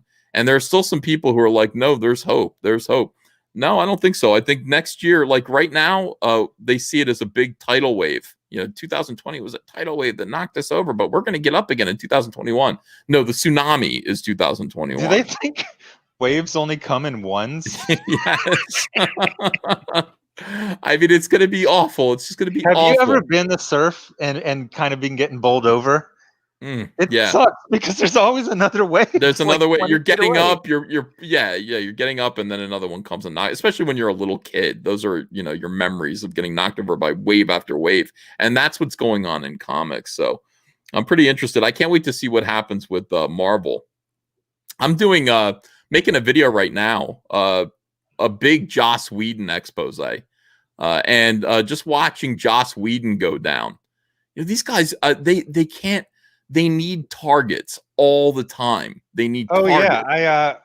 I was going to make this video and it was going to say, basically you and me, and we need customers, but they need targets. They're not a good guy without a bad guy. Oh, It was the Scott Kurtz thing where he's like, it was a real tortured, like, whenever SJWs predict something, it's just what they want to happen, not what is likely. And he's like, with Trump losing, that means Comicsgate will lose support. No, we're fine. We don't need you. It has nothing to do with that. And I'm not focusing on Scott. I'm just saying we don't need mentally ill people stalking us for 3 years. Like, no, please let it stop. We will do fine without you even remembering we exist. Yeah. But you need us because you need a bad guy so that you can feel like a good guy. Oh, that's so true. They talk about us that way. They're like, Comicsgate. My God, we're not bothering anybody. We're like, at this point, like, we've completely moved on. We're in our own little cubicle. We're minding our own business and making our comics. Yeah, we do criticize comics, but we criticize everything. So who cares? They're obsessed with us and can't wait for us to go away. But I think we're still going to be here when they've gone away.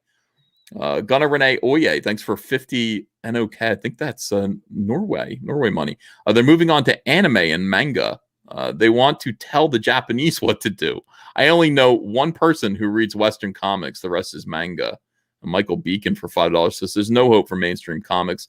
That's just gas escaping. By the way, 7 Legions on Indiegogo shipping now. Get it by Christmas. Thank you, Michael. Wilberforce Woosters here says, I noticed nowhere on the campaigns do you say you are drawing Brute, just Stallion. I assume you are.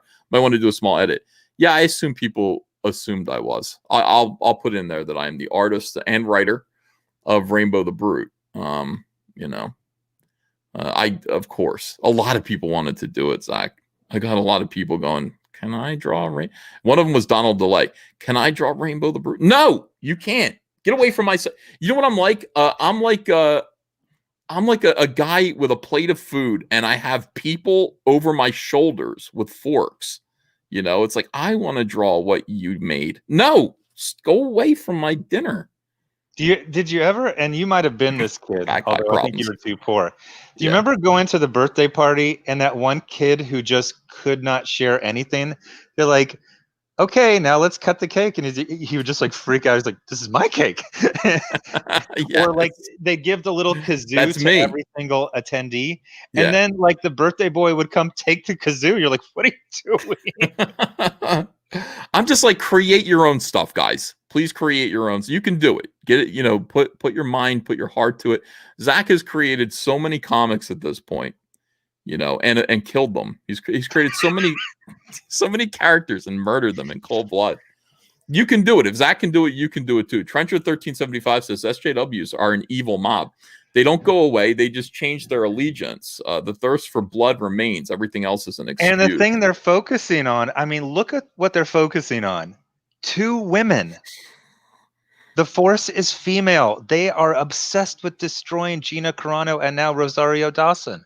Unbelievable. Why Rosario Dawson? Why won't they leave? She's Puerto Rican, and she came out as bi like last year. Yeah. Can you imagine? Why? So why? Why are they? Is she conservative or something? I mean, there's this real like something.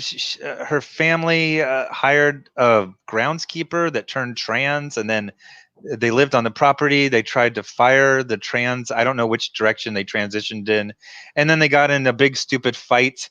And then it's like, you were beating a trans person. It looks like they were trying to kick someone out, and someone just said, no, I'm not leaving. It's real nudgy, and Rosario Dawson is just, she was there. That's weird. On her property.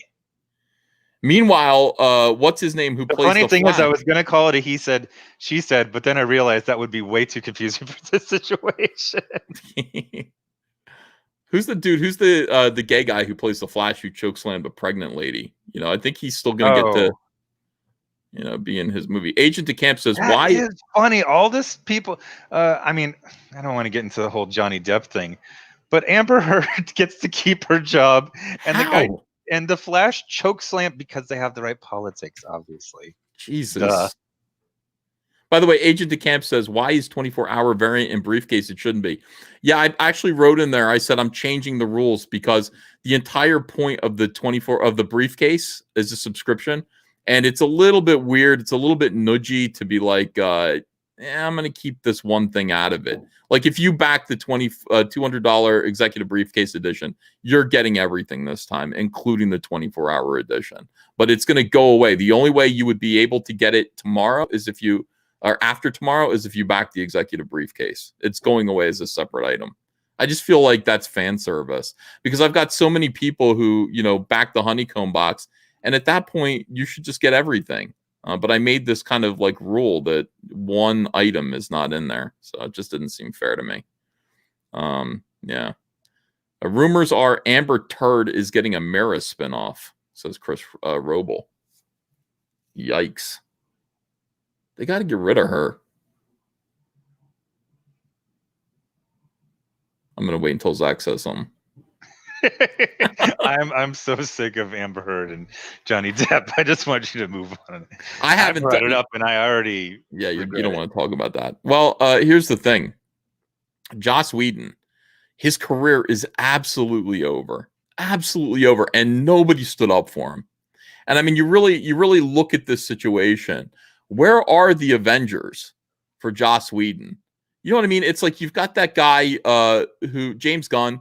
He got in trouble because people looked at his timeline, his Twitter timeline, and there was just too many instances of him making light of child abuse, wherein the joke is he's the child abuser, and he loses his job, and everybody comes, like the Avengers assemble to defend James Gunn and get his job back. Right?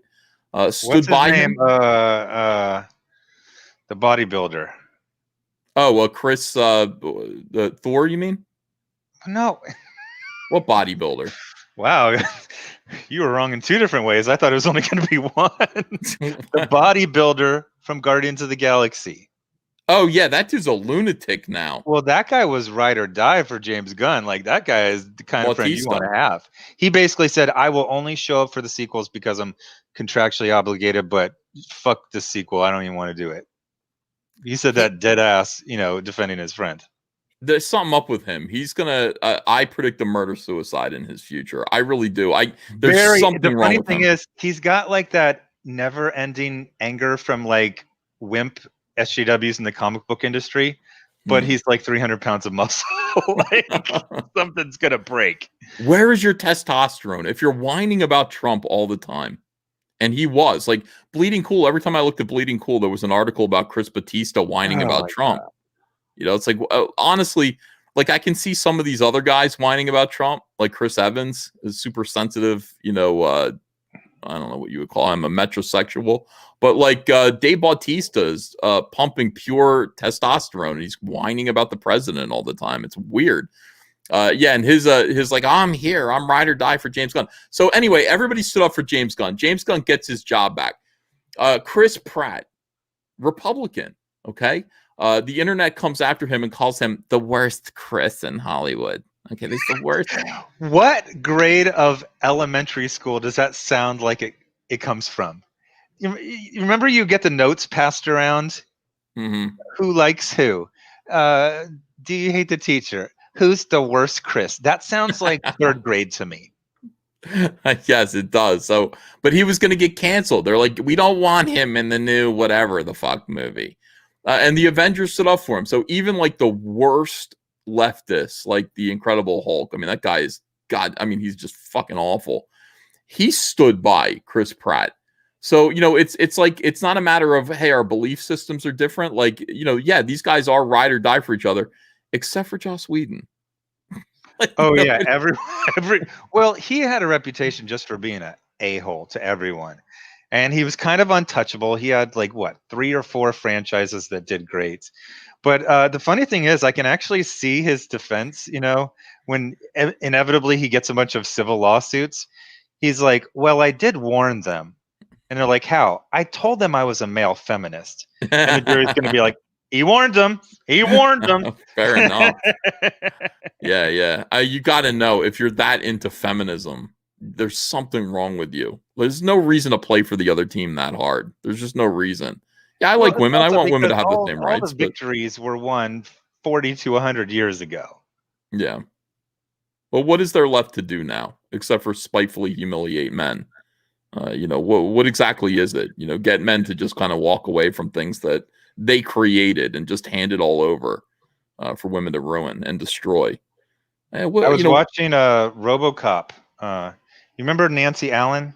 Yes. Officer Lewis? Yeah. Great female character. Everyone loves her. One of the things I noticed about her performance is there's a lot of her seeing something going down and not jumping in right away, kind of assessing. I don't know if you remember, but when Murphy is being tortured and killed, she sees it happening. She doesn't jump in because it's 6-1 and she's going to be killed as well. There's no thought or humanity in Ray. If there was 1,000 people, she would just jump out and it would just be fine. It's so interesting that the future is female and they're either trying to hurt actresses or they're writing the worst female characters imaginable. Ray's not even a character. No, I was just saying that to somebody. They're like, well, her story arc followed Luke Skywalker's, didn't it? No, it didn't. Listen, Ray's story arc followed the girl from Twilight. I mean, all the Disney trilogy was Twilight in a Star Wars setting. What is she doing chasing after a mass murderer like Kylo Ren? Well, what do you think that, with her mouth gaping open? What do you think Kristen Stewart was doing with that little vampire boy? Talking to a friend, and I was so proud of myself. What'd you come up with? So I was seeing Gail Simone do her little auntie humor about Star Wars, and I was like, oh gosh, so tiresome. And then I was thinking about something. When Twilight was really popular, a lot of people were making fun of it, mostly men. They didn't hire the people who were making fun of Twilight to write the sequels. How But about that's what that? they're doing with Star Wars. They're hiring people who think Star Wars is stupid and silly and sexist. And they're saying, write Star Wars for us since you hate it so much. That is weird. Isn't that weird?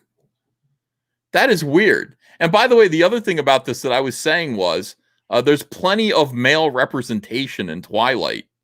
You know what I mean? Like there are only like 2 females in that, and then like the rest are all men, and yet we couldn't give a shit. You know, it's not like you look at Twilight and go, yeah, there are a lot of guys on the screen there. That's me. I can project myself onto that character. That's why I'm going to go see Twilight. That's not how it works. Why do women pretend that that's how it works? That isn't how it works.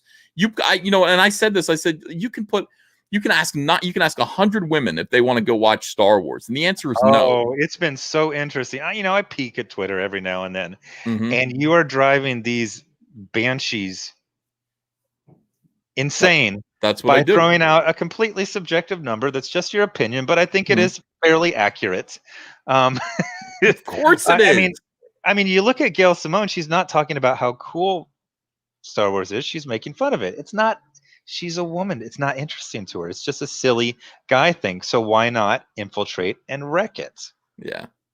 So 5%, I think, is completely a fair estimate of, if you go to whatever the Mall of America and you interview 100 women that walk by, yeah, 5 will, and not even seriously be into it, but they're like, yeah, I like it. It's kind of a thing that I'm into. I honestly, geez, if you went to the Mall of America and just randomly sampled the first 100 women that walked by you, I think it might be 1.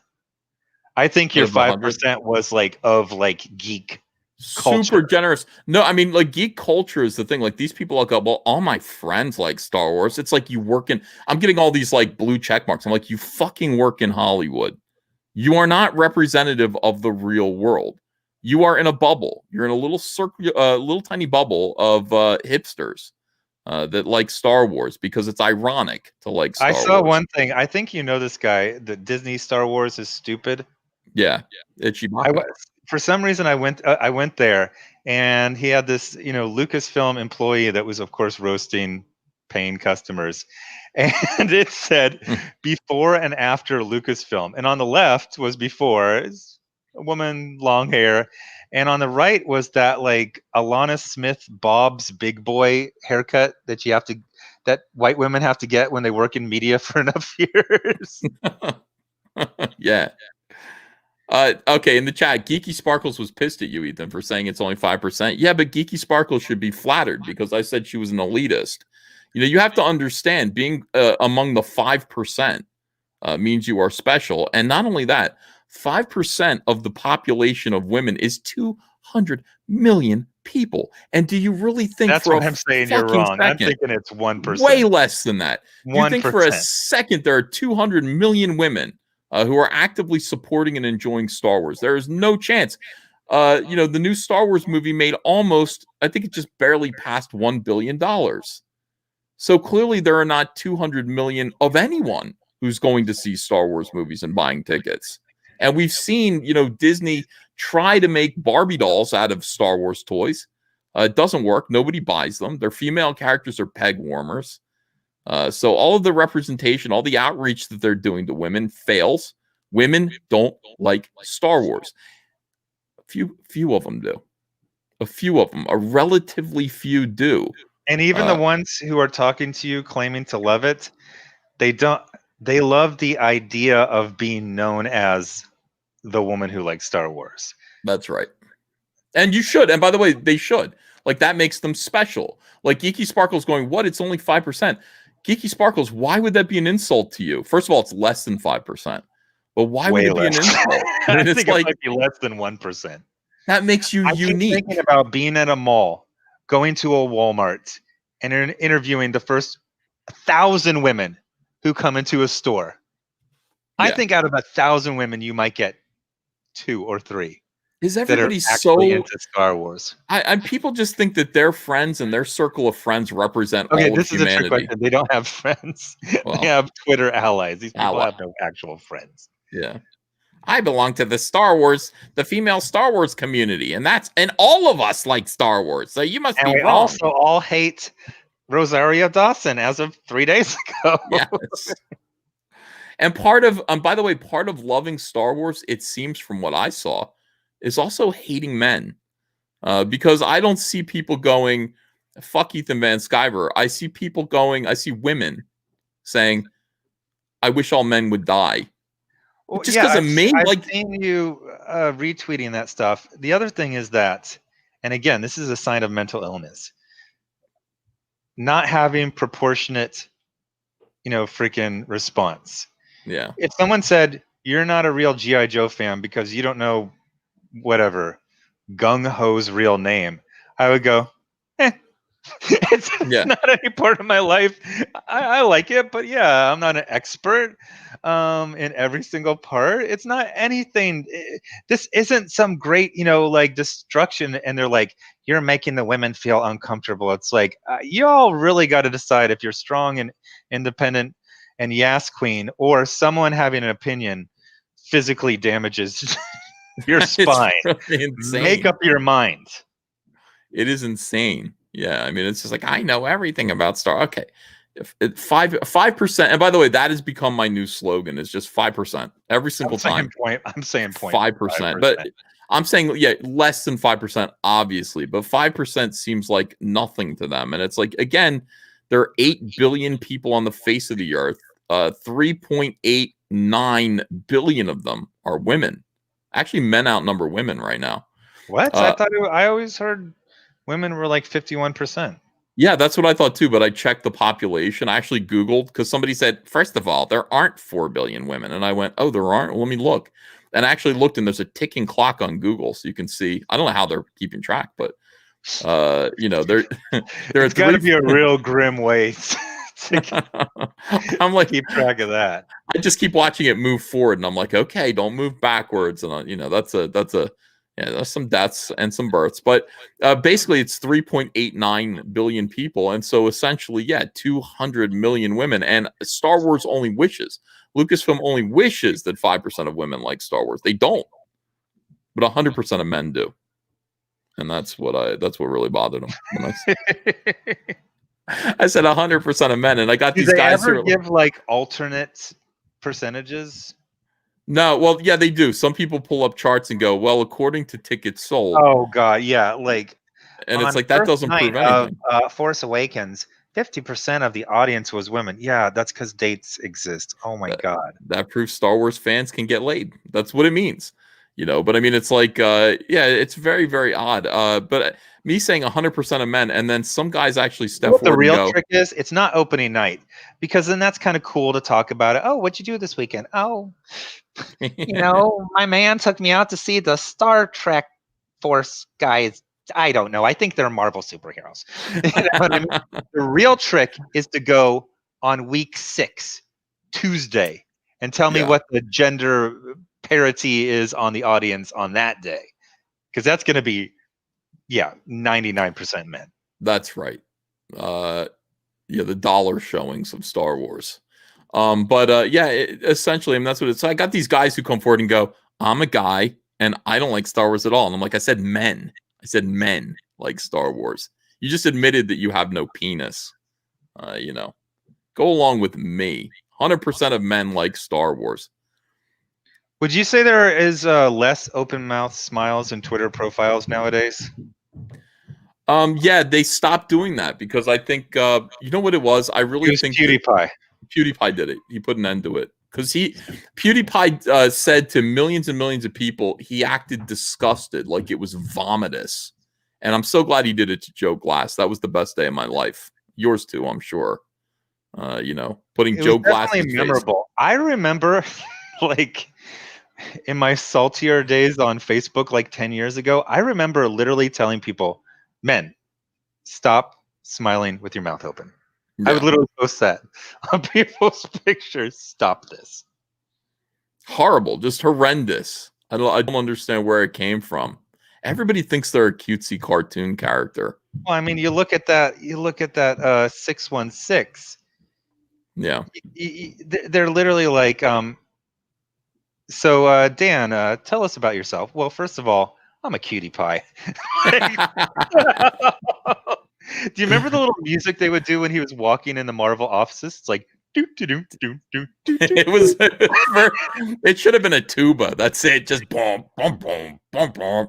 Just a solo tuba when that Well, guy's I mean, walking I around. was actually, I'm not sure if I was feeling sorry for him, but when I saw him walking, like that really gives away like your health. Like he can't walk. Did you see when he was walking down that alley? Yeah. His arms stick out like Patrick Star from SpongeBob, and he waddles side to side. Like there's a lot of physical problems he has just walking down the street. Yeah. Yeah, it made me sad. It did me. That whole documentary made me. Well, it made me laugh. No, you know what made me laugh? What made me laugh was the internet reaction to the documentary. Oh, I mean, there were so many layers of laughing. It was what's his name, Brevoort. Brevoort was freaking me out until I realized what he reminded me of. Have you ever seen the Dune Lynch or the Dune Lynch, David Lynch Dune movie? Dune, yeah. Do you remember the bad guys, the Harkonnens, and one of them had like rotting skin and all these pustules? I was like, there's some sort of lymph node. And then I'm not trying to be mean. They showed this female editor who's probably about 26. And like her skin was like sloughing off of her skull. I was like, what is going on in this office? Like, is this an Indian burial ground or something like that?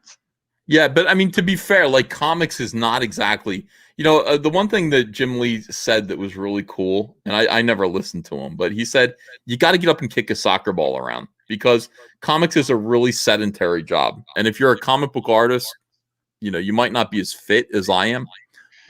You're sitting on your ass. You just gotta tell people that you're 6'4". If you're 6'4", everything just clicks into place. I'm 6'1". I don't even think you're 6 that. Foot. No, Yeah, 6 foot. exactly. I'm not 6'1". 6'0". Yeah. So my thing about the whole Dan Slott thing was I loved Twitter. I loved the Twitter reaction to. I described it as trying to unshart a shart. Here we go. Watch my video. Holy shit, I knew Dan Slott was a terrible writer. Now I'm pretty sure he's the worst. At Dan Slott. You.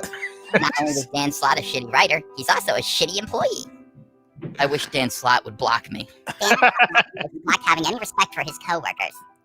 The Disney Plus documentary about Dan Slott exposing people outside of the comic world to how much of a shithole he is. I watched that 616 doc supposedly about making comics the Marvel method, but really about how Dan Slott is bad at his job.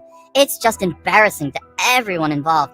The notion of comics writers, the industry, the utility of the Marvel method, etc. I mean...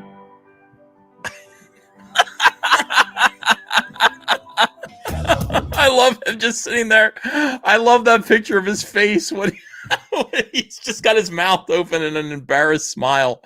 Oh, it makes me laugh so hard, dude. Oh, God. It's called a fear grimace in the simian world. A fear grimace. The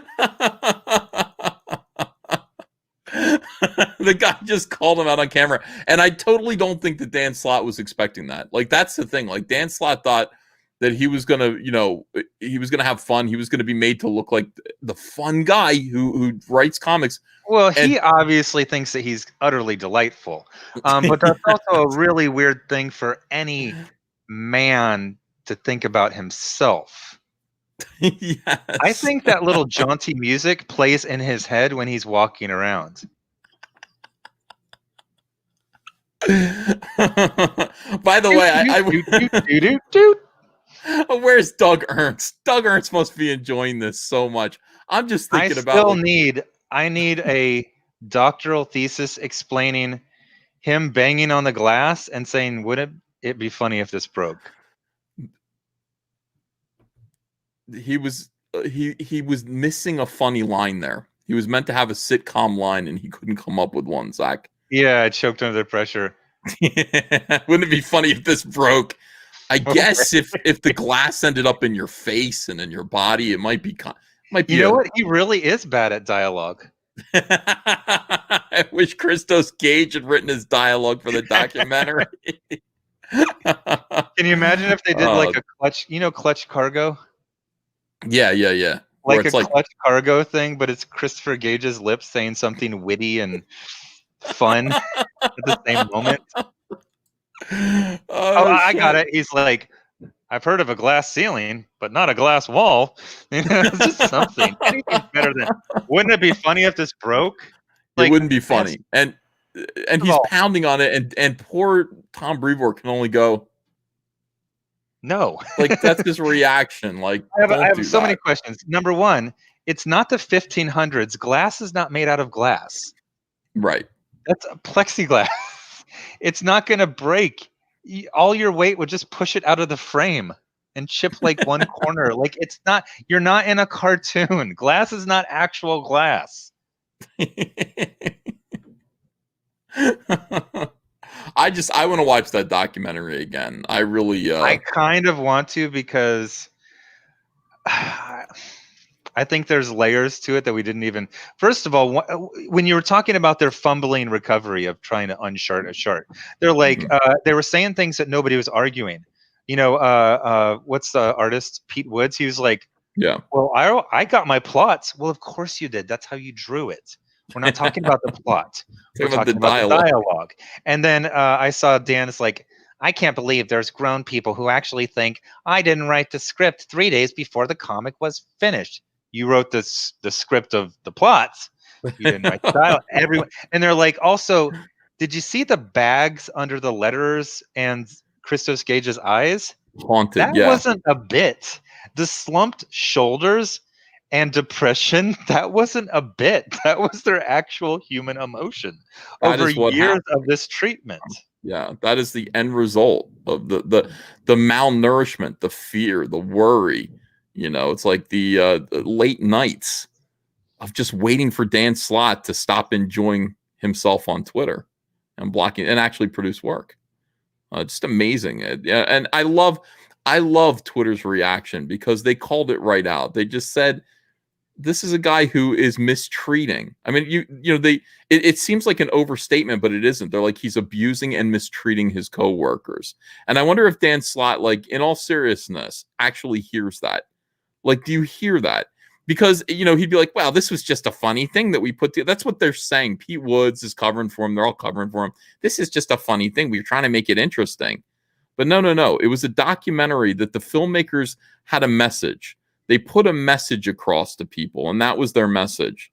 That Tom Brevoort is a clown for continuing to hire this guy. There's some kind of nepotism, some kind of seniority thing, some kind of friendship that allows this incompetence to continue to go unchecked. And Dan Slott is bad at his job. And his incompetence hurts everyone around him. That's the message of that documentary. No matter what you say the motivations were, that's what Disney put out. What a strange Yeah, I mean, when you describe it, it's actually even more infuriating. Dan Slott wants to spend all day on Twitter, all flippin' day. Meanwhile, these grown-ass, middle-aged men with families are waiting on him. You either have the letterer doing everything at the last moment. By the way, it had nice art, but that comic was freaking terrible. It was complete shit. And then you got Christos Gage, who obviously has talent, who's like mid-40s and just, I'll do the dialogue. And then what do they have? The signing. Who is there? Just Dan. That's the most infuriating part. And there was no reason to put that there. See, this is the thing about it. Like, there was no reason. The documentary is called The Marvel Method. So really, it could have ended with, here's the finished comic, and it's going into stores. But you see, they ended it with a completely unnecessary thing that was meant to make you hate Dan even more. All of the people who worked the hardest, all of the people who stayed up nights, who worried, who made the book actually happen, they stayed at home, presumably. Dan Slott got to go to a comic book store and be congratulated, thanked, hugged, loved on by a whole line of fans. And he didn't say, why isn't, Pete Woods sitting next to me or Christos Gage or anything like that? That was a hit piece. That was a very pointed hit piece. And like I said in some of the videos that I made about it, I said, these guys should be worried for their jobs. Disney, Papa Disney did that on purpose. I would be terrified if that kind of a thing came out about me, but of course it couldn't possibly. My God, excellent in every way. I'm waiting for Kyle Ritter to turn in the colors. I don't know if he's close to it. I'm looking at my email now. Kyle Ritter is just a genius. I don't know why you don't use him more, Zach. What are you talking about? Use him on like every single project. Oh. He totally saved my Jawbreakers Grand Bazaar variant. That looked great, by the way. He took your pencils. Yeah, because he saved my ass. He Christos Gaged the hell out of that thing. You did your work. You did your work, and he just improved it. He did finishes. I did my work to the best of my artistic ability, which is not much, and he made it look like a professional comic book cover. By the way, the blackout on Kyle Ritter in the mainstream comic book journalism news sites is appalling. Absolutely appalling. Think about it. Why do you think that's happening? Just because he's associated with me, right? I mean, yeah, because they're completely corrupt. I mean, the funny thing is, I was talking to you how they act like Vita Ayala is like this jewel that never has occurred. I was like, I lived in New York City. Someone who's mixed in Puerto Rican and black is not that rare. Trust me. That's like a third of the New York City population. Oh, my mom's black, my dad's Puerto Rican. My mom's Puerto Rican, my dad's black. Okay, that's a third of New York City. It's not rare. Yeah, I mean, the idea that Vita Ayala is the best that we have to offer right now is really scary. I mean, it's just an insult. But I mean, now I'm imagining the third DC bloodbath and who's left anymore, and they're walking by the Batman statue, and then they get an alert, because they're still following Jim Lee. Boy, I'm looking forward to issue 3 of Vita Ayala on New Mutants. I mean, that's who there is left. There's Vita Ayala. Like, everyone is going to give her all of the work that they can, and one last attempt to show that they are, virtuous, wonderful people. Vita Ayala inherits Frank Miller. Earth. Inherits the salted earth. Wow. Think about that. Think about think about the greats. Think about John Byrne. Think about Walt Simonson, Frank Miller, John Buscema. No, think about writers.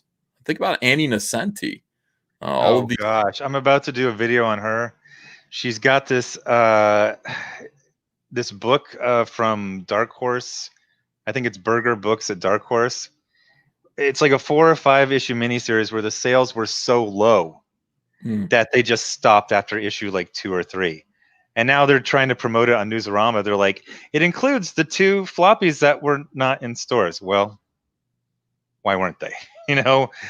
Because she's this great writer, but she needs, these tentpole characters. You can tell your environmental story using Daredevil. She did that in 1990. But now she's just trying to do all environmentalism in this, depressing book, and nobody bought it. It's completely DOA. Oh, man. Riot Press Productions. Hey, Patrick. He says, and thanks for $20. He says, so very stoked for this one. Getting mine. Lead the way, brother. Hail EVS, hail the chat, and hail Comicsgate. Well, thank you so much, Patrick. I didn't even look. When is it coming out? How far are you on it? December of next year. Okay. December next year. Yeah, I got to stack these up. I got to get Rainbow the Brute, finished funding. Cyberfrog Wrecked Planet is shipping in May. And then we're going to go right on to draw these 2 books and get them out for December, and then do Cyberfrog 3. I mean, people are asking if there's going to be a sequel to Rainbow the Brute. I mean, it depends. It depends on if it's, if people like it. Depends on if I have fun. Cyberfrog is my main franchise. And then beyond Cyberfrog, I've got Fearsome. I've got a couple of other ideas that I haven't even said out loud that I do want to do. And then on top of that, I'm publishing Trent Kanuga and Matt Martin. I'm publishing Snowman. I'm publishing Creed. That's All Caps Comics is going to be pretty big. I'd like to publish Jawbreakers, but you have 0 ideas for Jawbreakers, apparently. 0 ideas. You know, that's the way it is. I mean, I'm waiting. Yeah, every now and then, like, I can kickstart your creative brain. I can sit there and say something to you, and then you will be. I mean, I used to do this to Jeff Johns, Zach. You know, Jeff would have 0. Jeff called me up 4 issues into Flash Rebirth and goes, "How do we end this?" And I said, "What?" And he said, "I don't really have an ending." And I was like, yeah, fuck it. Well, whatever it is, I guess it's got to do with his bow tie, because that's what the first 4 issues were about. You focused insanely on Barry Allen's bow tie. I don't know how we end this either, Jeff.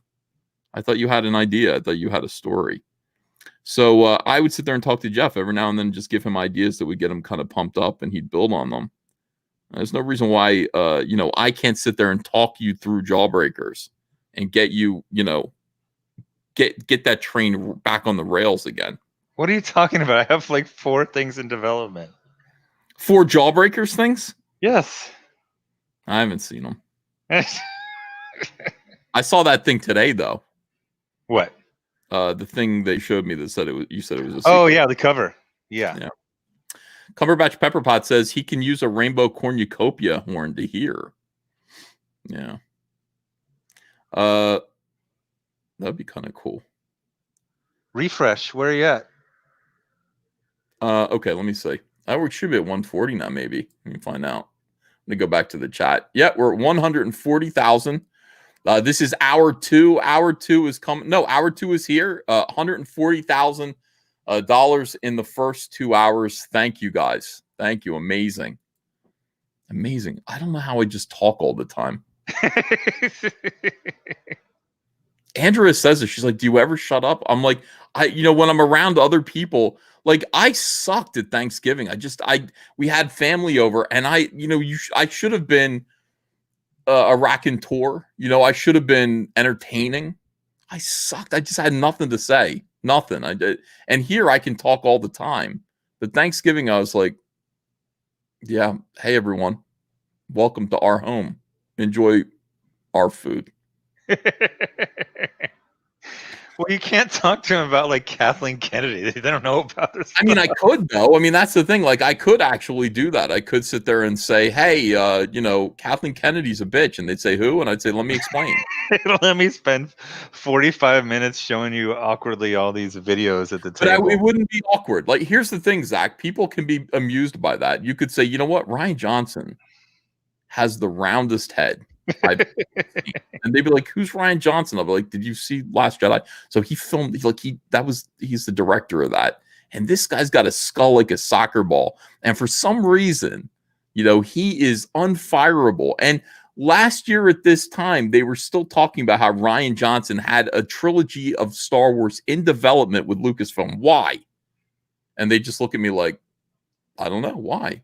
I'm like, yeah, I saw that article like 2 days ago. Like, Ryan Johnson is still in negotiations. But that was from a year ago. So Ichibaka retweeted it and said, how's that going at this point? How is it going? For Ryan Johnson's negotiations to do Star Wars. Probably not that great, I would think. Not that great. Well, I want to thank everyone. Let's see. Oh, hold on. Babylon Booby says, good on you, Zach, for putting up with Ethan's babbling. That's exactly right. Zach and I are good. Here we go. Sketch Therapy says 140K in 2 hours. Comic Artist Pro. It's no joke. I mean, that is phenomenal. Omega Art says you should do a stream show for all of them next time. Yeah, you know what? I could have streamed our Thanksgiving dinner, Zach. Okay. What do you? I mean, would anybody do that? Do you think that like Pokemon or any of these other Twitch thoughts? I don't understand. I see the quartering, and he covers everything, but half of I just have no idea. We don't know who these YouTubers are. There are YouTubers out there that have like 6 million subscribers. Oh yeah, there's an endless amount. Once you just start saying like, who is this? Who is that? They're like, oh, they have 3 million. I've never heard it. There's 300 YouTubers that have more than 1 million subscribers, and you've never heard of them ever. But everybody else has. I mean, exactly. I'm starting to pay attention now because I'm watching these YouTube drama alert videos from Keemstar. You get interested in them. It's weird. You go, yeah. All these guys do is pick on each other. Drive by. For some reason, since I started like reading these, like I'm watching, fitness and keto. There's this guy.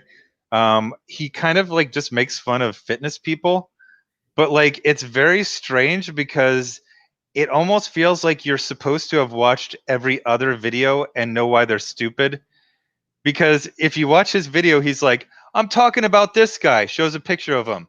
Look at this idiot. It's like, you're not really explaining any of it. Well, we do the same thing here. We'll be like, look at Mike S. Miller. Oh my God. People who are new here would be like, who, what? Drive-by commenter for $10 says, afternoon, guys. Congrats on the campaign.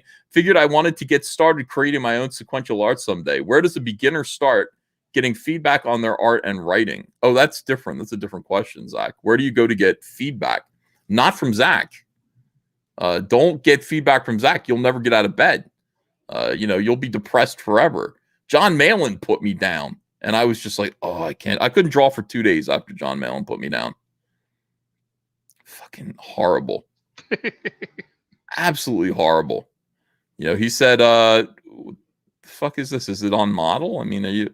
And I was like, I thought it was good. And he's like, now, Zach, he had COVID. He didn't know it when he said that. You know what I mean? He had COVID-19. You're saying if he didn't have COVID, he would have said it was great. Yes. That's what I believe. I believe that, the only reason why he would say something that nonsensical to me is because he was sick. He wasn't feeling well. He could barely breathe. And that is probably why he didn't say that I was great. Okay. That's the only reason that could possibly be. I've thought about it a lot. I've forgiven him. I've forgiven him for that. Let me see. 200 Watt Studio says, EVS, if you get behind on your books, get Chris Gage. Yeah, I will. I will get him. Let's see. Who's a worse writer, Chuck Wendig or Dan Sloth? Says Adam Wooford. It's got to be Chuck Wendig for me. Yeah. Dan is lazy. But when he's actually working, he's pretty good.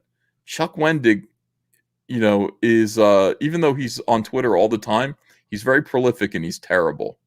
He's just fucking terrible. Everything with Chuck Wendig is a wry, perverted aside.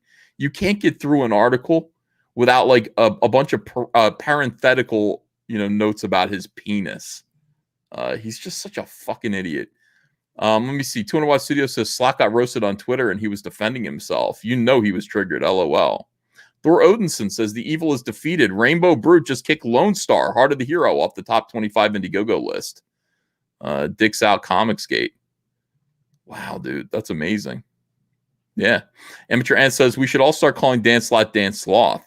Adam McGuire says, Zach, what's the story behind your channel profile picture? I don't even know what that is. Well, you've got the you've got Stallone up there right now. Oh, that's from The Expendables. I think that's what he means. Cecil says is adult only content. Says Dan Slott looked healthy to me. Swinging Cod says, Zach, who killed 7 GI Joes in a trench in a desert? Not a real joke. Saw Viper. All right. Gunnar Ray Oye says, Anna, that Star Wars girl did buy the Vader Barbie. It looks exactly like her. Mexi Man and Cheese says, if I buy the $100 level today, I still get 24-hour variant, right? Yep. Cheech says, Hail War Campaign for $5. Swinging Cod says, fine, I back the briefcase, you corpulent pie-scarfing grifter. Happy now? Not now. Well, I have mixed feelings about it, I liked you buying it, but I didn't like being called a corpulent pie-scarfing grifter. Lance737 says, Disney bought Star Wars and Marvel to appeal to boys. Trencher1375 says, SJWs are an evil mob. They don't go away. They just change their allegiance. Their thirst for blood remains. Everything else is an excuse. Yeah, we really don't like SJWs around here. And Zach, you understand them better than anybody. Brown Guy Shin says, don't forget to plug on Parler too. You got fans. I have not used Parler yet. Zach, are you on Parler? No. You're not going to go anywhere like that, are you? No. Contributor 823 just ordered the executive briefcase edition. I've been waiting for this for a long time, says Justin McRoberts. Ever since you first started talking about this over a year ago. Thanks, Uncle E. Cumberbatch Pepperpot says, make Rainbow hard of hearing. So then you'd be exactly like Kyle Ritter. Honestly, is Rainbow the Brute you? I see EVS, says Cranberry Langers. He's got a stubby little nose. Like, my main feature is this, my face looks like a sundial. It's not me. Captain Charisma says, I want to see a villain based off Dan Slott. In Dan's honor, it should lazily and blatantly be based off him. God, his sloth-like habits are fascinating. Peter Armstrong says, I love Cyberfrog, but this is what I've been waiting for. Backer 140. Yellow Flash 2 series is backed at the executive level. Looking forward to it. Hey, thanks, Flash. Appreciate you. Pied Pie Man of Pieville, says Dorby. $2. Slash and Burn Theory says 10 years ago. Oh, I read that one. Predicting Rainbow Brute's going to be. Yeah. A lot of people are saying Rainbow Brute's going to be bigger than Cyberfrog. What do you think, Zach? How is it? I mean, well, it's a trick. You did 13 campaigns for Cyberfrog. Well, the current Cyberfrog campaign is at $1.11 million. So, it would have to be bigger than that. That's the biggest Cyberfrog campaign. I mean, maybe it's possible, but that's a lot. Cyberfrog is already an established, it's an established IP. Phenomenon. It's a phenomenon. And by the way, it is like the symbol. This is the thing, that Cyberfrog has become the symbol for everything that mainstream SJWs hate. Are they still doing the thing where they pretend like they don't know the name of him, or they stop that? They stopped that, and now they go, why don't you just go buy your Cyberfrog comics? Like, they do that now, which is like, whoa, dude. Like, it's like Trump. It's the same thing. It's like, it's just an invective to them, Go buy your Cyberfrog. I'll bet you buy Cyberfrog. I do. Yeah. They go, yeah, actually we do. We don't buy your shit. We buy Cyberfrog. We buy Comicsgate books, and that drives them absolutely insane. Let me see here. Bob Bug with One Eyes King says, take off my $25 as I have just refunded. Oh, Bob, you settle down, you. We've got 2,211 people watching right now. That's pretty good. Don Chin's here. Don Chin, creator of the Adolescent Radioactive Black Belt Hamster, Zach. He says, EVS missed his calling as the Jerry Lewis telethon fundraiser of our generation. That would make Cecil the special needs child that I was helping. I'd be proud of myself for that. Wilberforce says, I'm only watching because of Zach. Wilberforce, when are you going to forgive me? When are you going to get over your hatred of me and come back to the fold? I've been nothing but nice to you, Wilberforce Wooster. Hit that like button. Yeah, please do hit that like button, everybody. Let's go over the campaign again. We've got so many people watching right now. So many people are watching, Zach. It is astonishing. Rainbow the Brute just launched today. This is a campaign that's based on... This is the thing. My premise, this is what I think Comicsgate creators should do.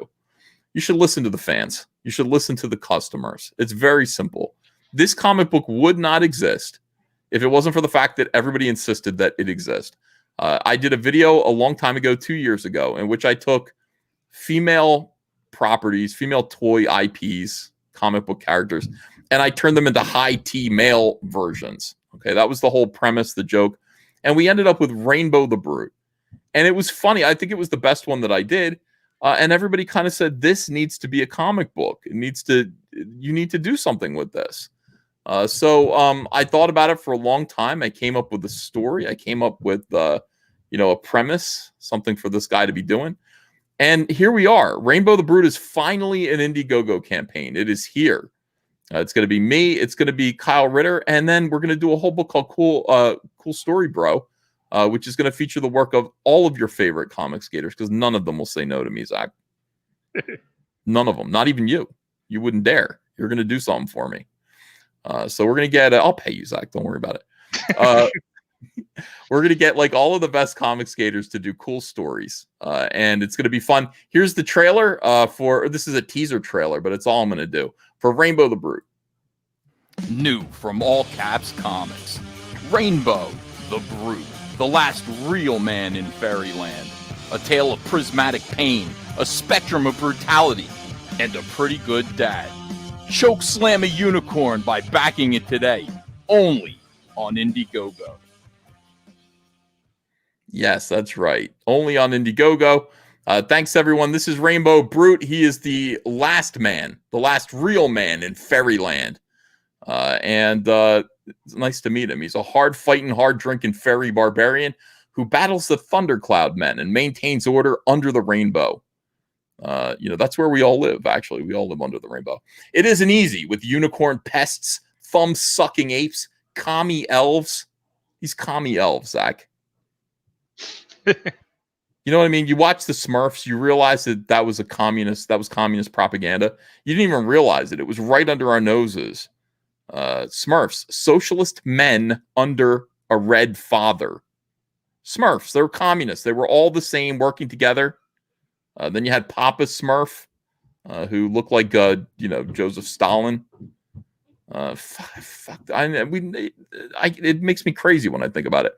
And the Onion Grove children, requiring constant vigilance. But Reignbow's worst day ever happens when after a series of honeysuckle shots, he quarrels with one of the Unbearables, a clan of miserably emotionally manipulative grizzlies. And picture Gail Simone, but in a fur coat. And they steal something precious to him. Not only that, but Paula Pocket, a former girlfriend whom he hasn't seen in 15 years, finds him to let him know that he has a son. And that boy needs a father. Mount up on Reignbow's girthy stallion Napalm for the adventure of a lifetime to retrieve Grassblade and perhaps along the way teach a young Shiro Pocket what it means to be a man.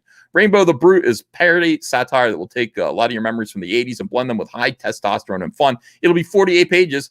Hopefully we'll be able to afford some specialty covers with your support. And we already have all of the Reignbow Brute covers now at this point are going to be Rainbow Prismatic Chromium because we have passed the first stretch goal of 100,000. We're heading towards 150,000. Zach, look at these bears. Look at these monkeys. Okay. All right. Remember the Munchie cheese in the 80s? Yeah.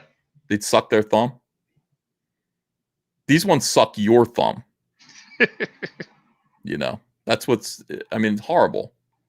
Here's Reignbow the Brute, Shiro Pocket. This is Kyle Ritter's incredible cover. Look at this. This is the Kyle Ritter variant cover you'll be able to get. Kyle did a great job. Basically, he just traced a photograph of himself. I think, everybody's saying that. Bonus comic, My Girthy Stallion Barnstorm. My Girthy Stallion Barnstorm will be a spin-off book in which the baddest and beefiest stallions, Ghost Gallop, Saddle Axe, Blood Rains, Unstable One, Riot Spur, Stormhoof, and of course Reignbow's own steed and best pal, Napalm, saddle up to ride hard against Stalin and Trotsky. Tons of fun, art and story by. There's a lot of anti-communism in this, Zach. You would think that I'm Joseph McCarthy. You would think I'm Senator McCarthy. And I am. Take a ride with My Girthy Stallion. I was going to put take a ride on My Girthy Stallion, but I decided not to be that obvious. It's for kids. 48 pages in full color. You'll have a great time.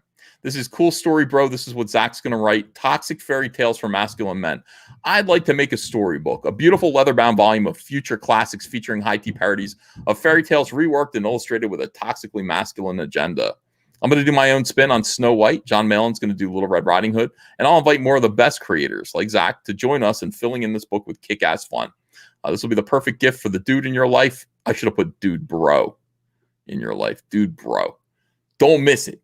This is the executive briefcase edition. It's going to look like this, but not as gay. Probably gayer. This is a subscription to the campaign. It's the ultimate way to enjoy Reignbow the Brute. If you're back at this level, you'll receive one of every perk, some exclusives, only available at this tier from here until we fulfill. So it's actually a lunchbox. All right, so here we go. We've got original art, stretch goals. We got 100,000. All versions of Reignbow the Brute will have a beautiful prismatic chromium cover. At 150, which we're approaching right now, My Girthy Stallion will have a chromium cover. Now, these are the other stretch goals that I've got right now. At 300,000, if amazingly we get there, I'm making thermoses. I'm making Reignbow the Brute thermoses, Zach. And you think I can't do it, but I can. Don't doubt me, Zach. know what I'm doing. These are the tiers right here. Executive briefcase edition. We've got 4,000 of them. We've already sold 540 of them. So they're going pretty quick. Rainbow the Brute regular editions. That's this cover right here with father and son. That's what it is. We've got Cool Story Bro. We got the Rainbow Kyle Ritter variant. 24-hour variant is selling very quickly. 185 copies sold so far. My Girthy Stallion. Both comics. Rainbow. You've got all kinds of different ways that you can purchase this. You can do it however you want. Rainbow Brute original art. We've sold 2 pages already, and Girthy Stallion original art. 2 pages of that. That's going to be first come, first serve. Choose the best page. Choose whatever page you want. The earlier backers get first pick.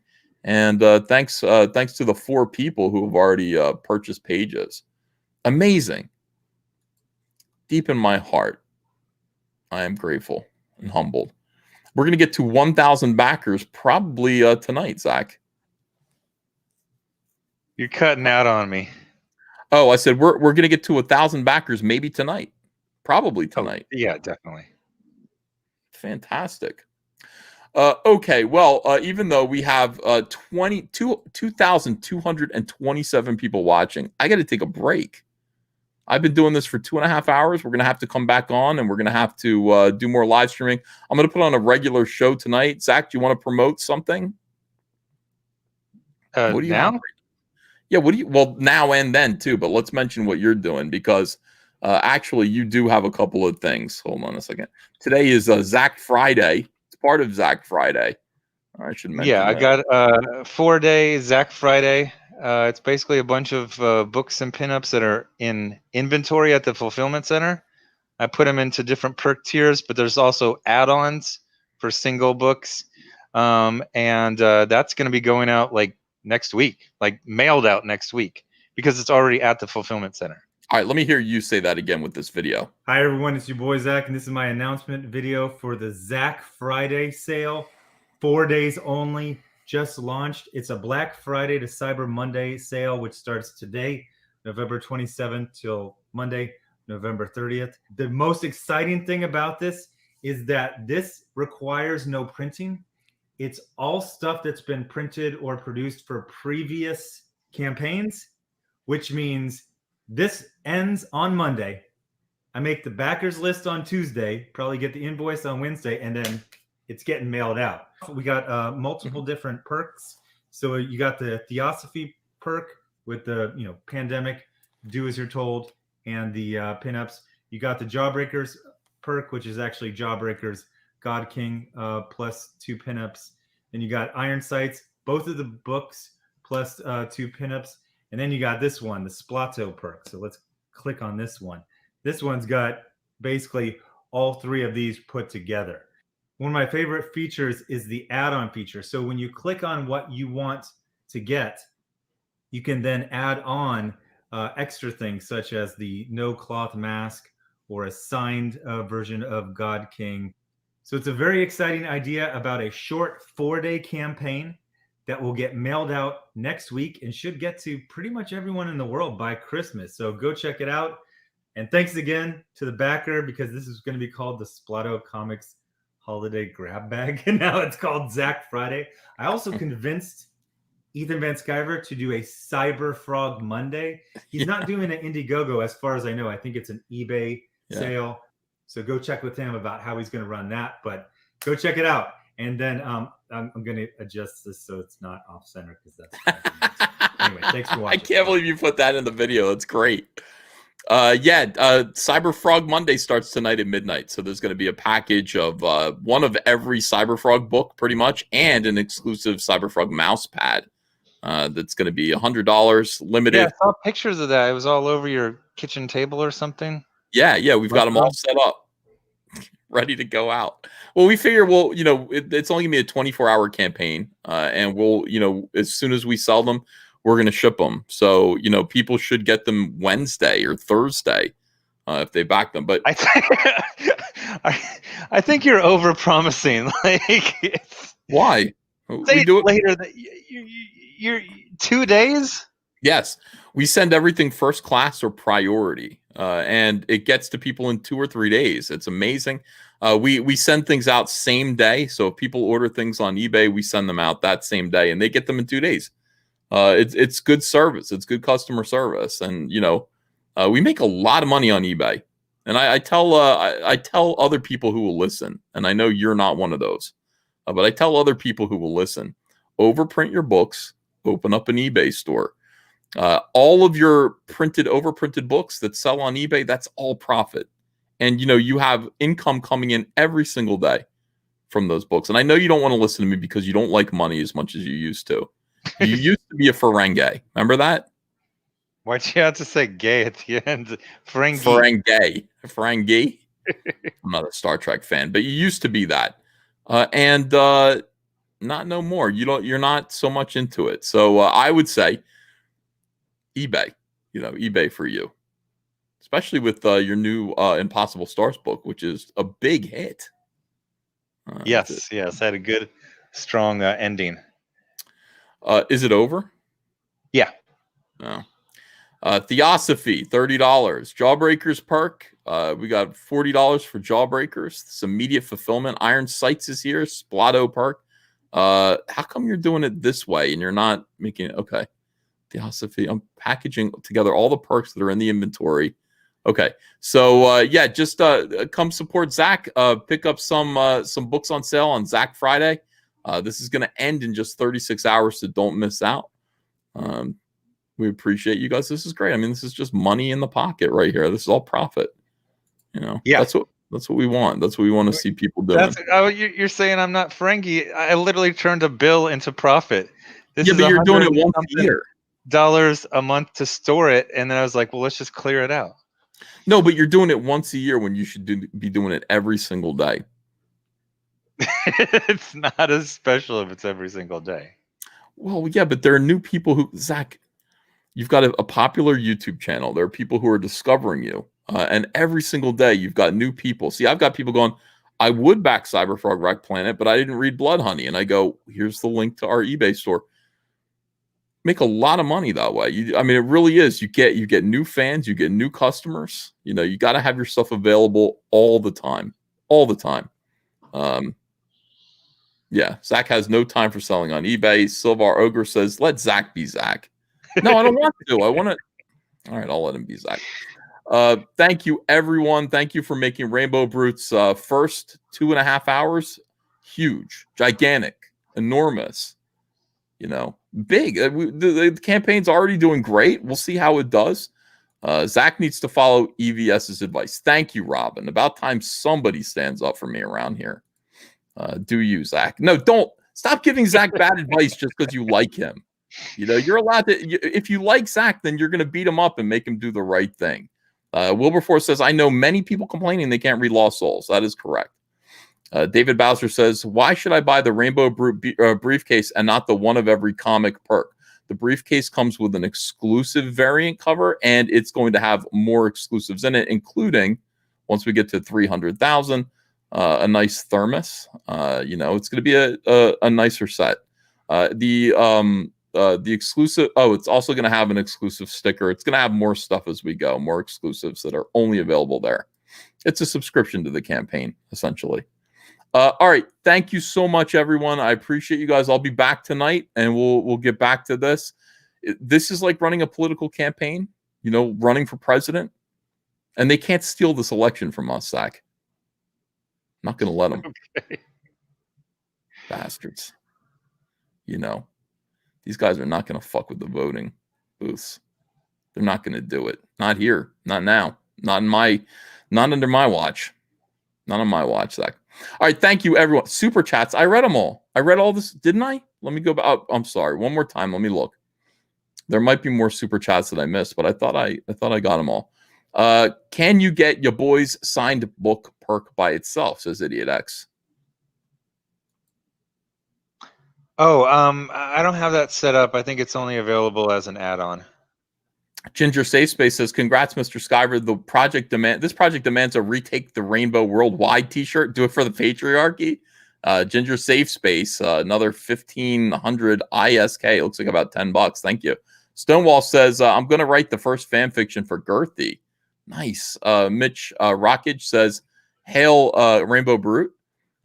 Douglas Nelson says, "Finally, some real representation." Let me see. Madness Production says, "Just backed on the executive tier. Ethan, will you be telling the story intro of the boy whose imagination spawned Rainbow the Brute?" Yes, that is the beginning and the ending of the book. Literature Devil says, "Back to twice. Can't wait to get it." Thank you, Literature Devil.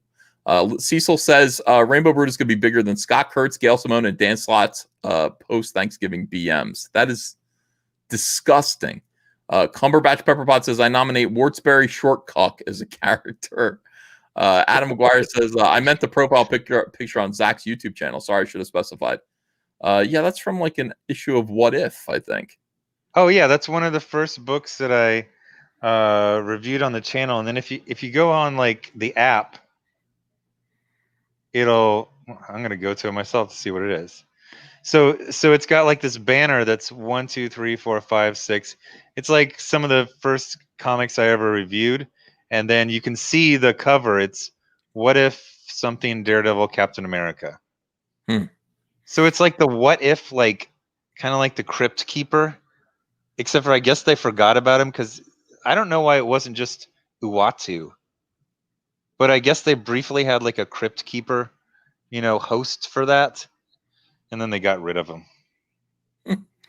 Let's see. Russian Bob says, "Missed out on the Warts and All campaign. Will you be selling them on the eBay store?" Yes. He says, "I backed Rainbow the Brute early." Thank you, Russian Bob. Drive-by commenter, "Afternoon, guys." Oh, I read that one. Okay, I think we're all caught up now. Thank you so much, guys, for the super chats. I'll be back tonight, and we'll continue this. Let me take one last look at the campaign and see how we go as we leave. This is awesome. I like running Indiegogo campaigns. Just dude, we're $200 away from $150,000 in like 2.5 hours. I mean, my dad never made that kind of money ever in his life. He never did. By the way, my dad was here. He left this morning. I said, "You can't stay to do the campaign." He said, "No, I got to go home. My Native Americans need me." I said, "Geez, Dad, everybody's going to miss you." But amazing, guys. Thank you so much. We are this close to 150,941 backers. I'm in awe. I'm really grateful. I'm moved. Thank you very, very much. I will be back tonight. And thanks, Zach. Thank you for stopping in, man. It's always a pleasure when you come join us. Thank you. All right, guys. See you in a bit. Bye.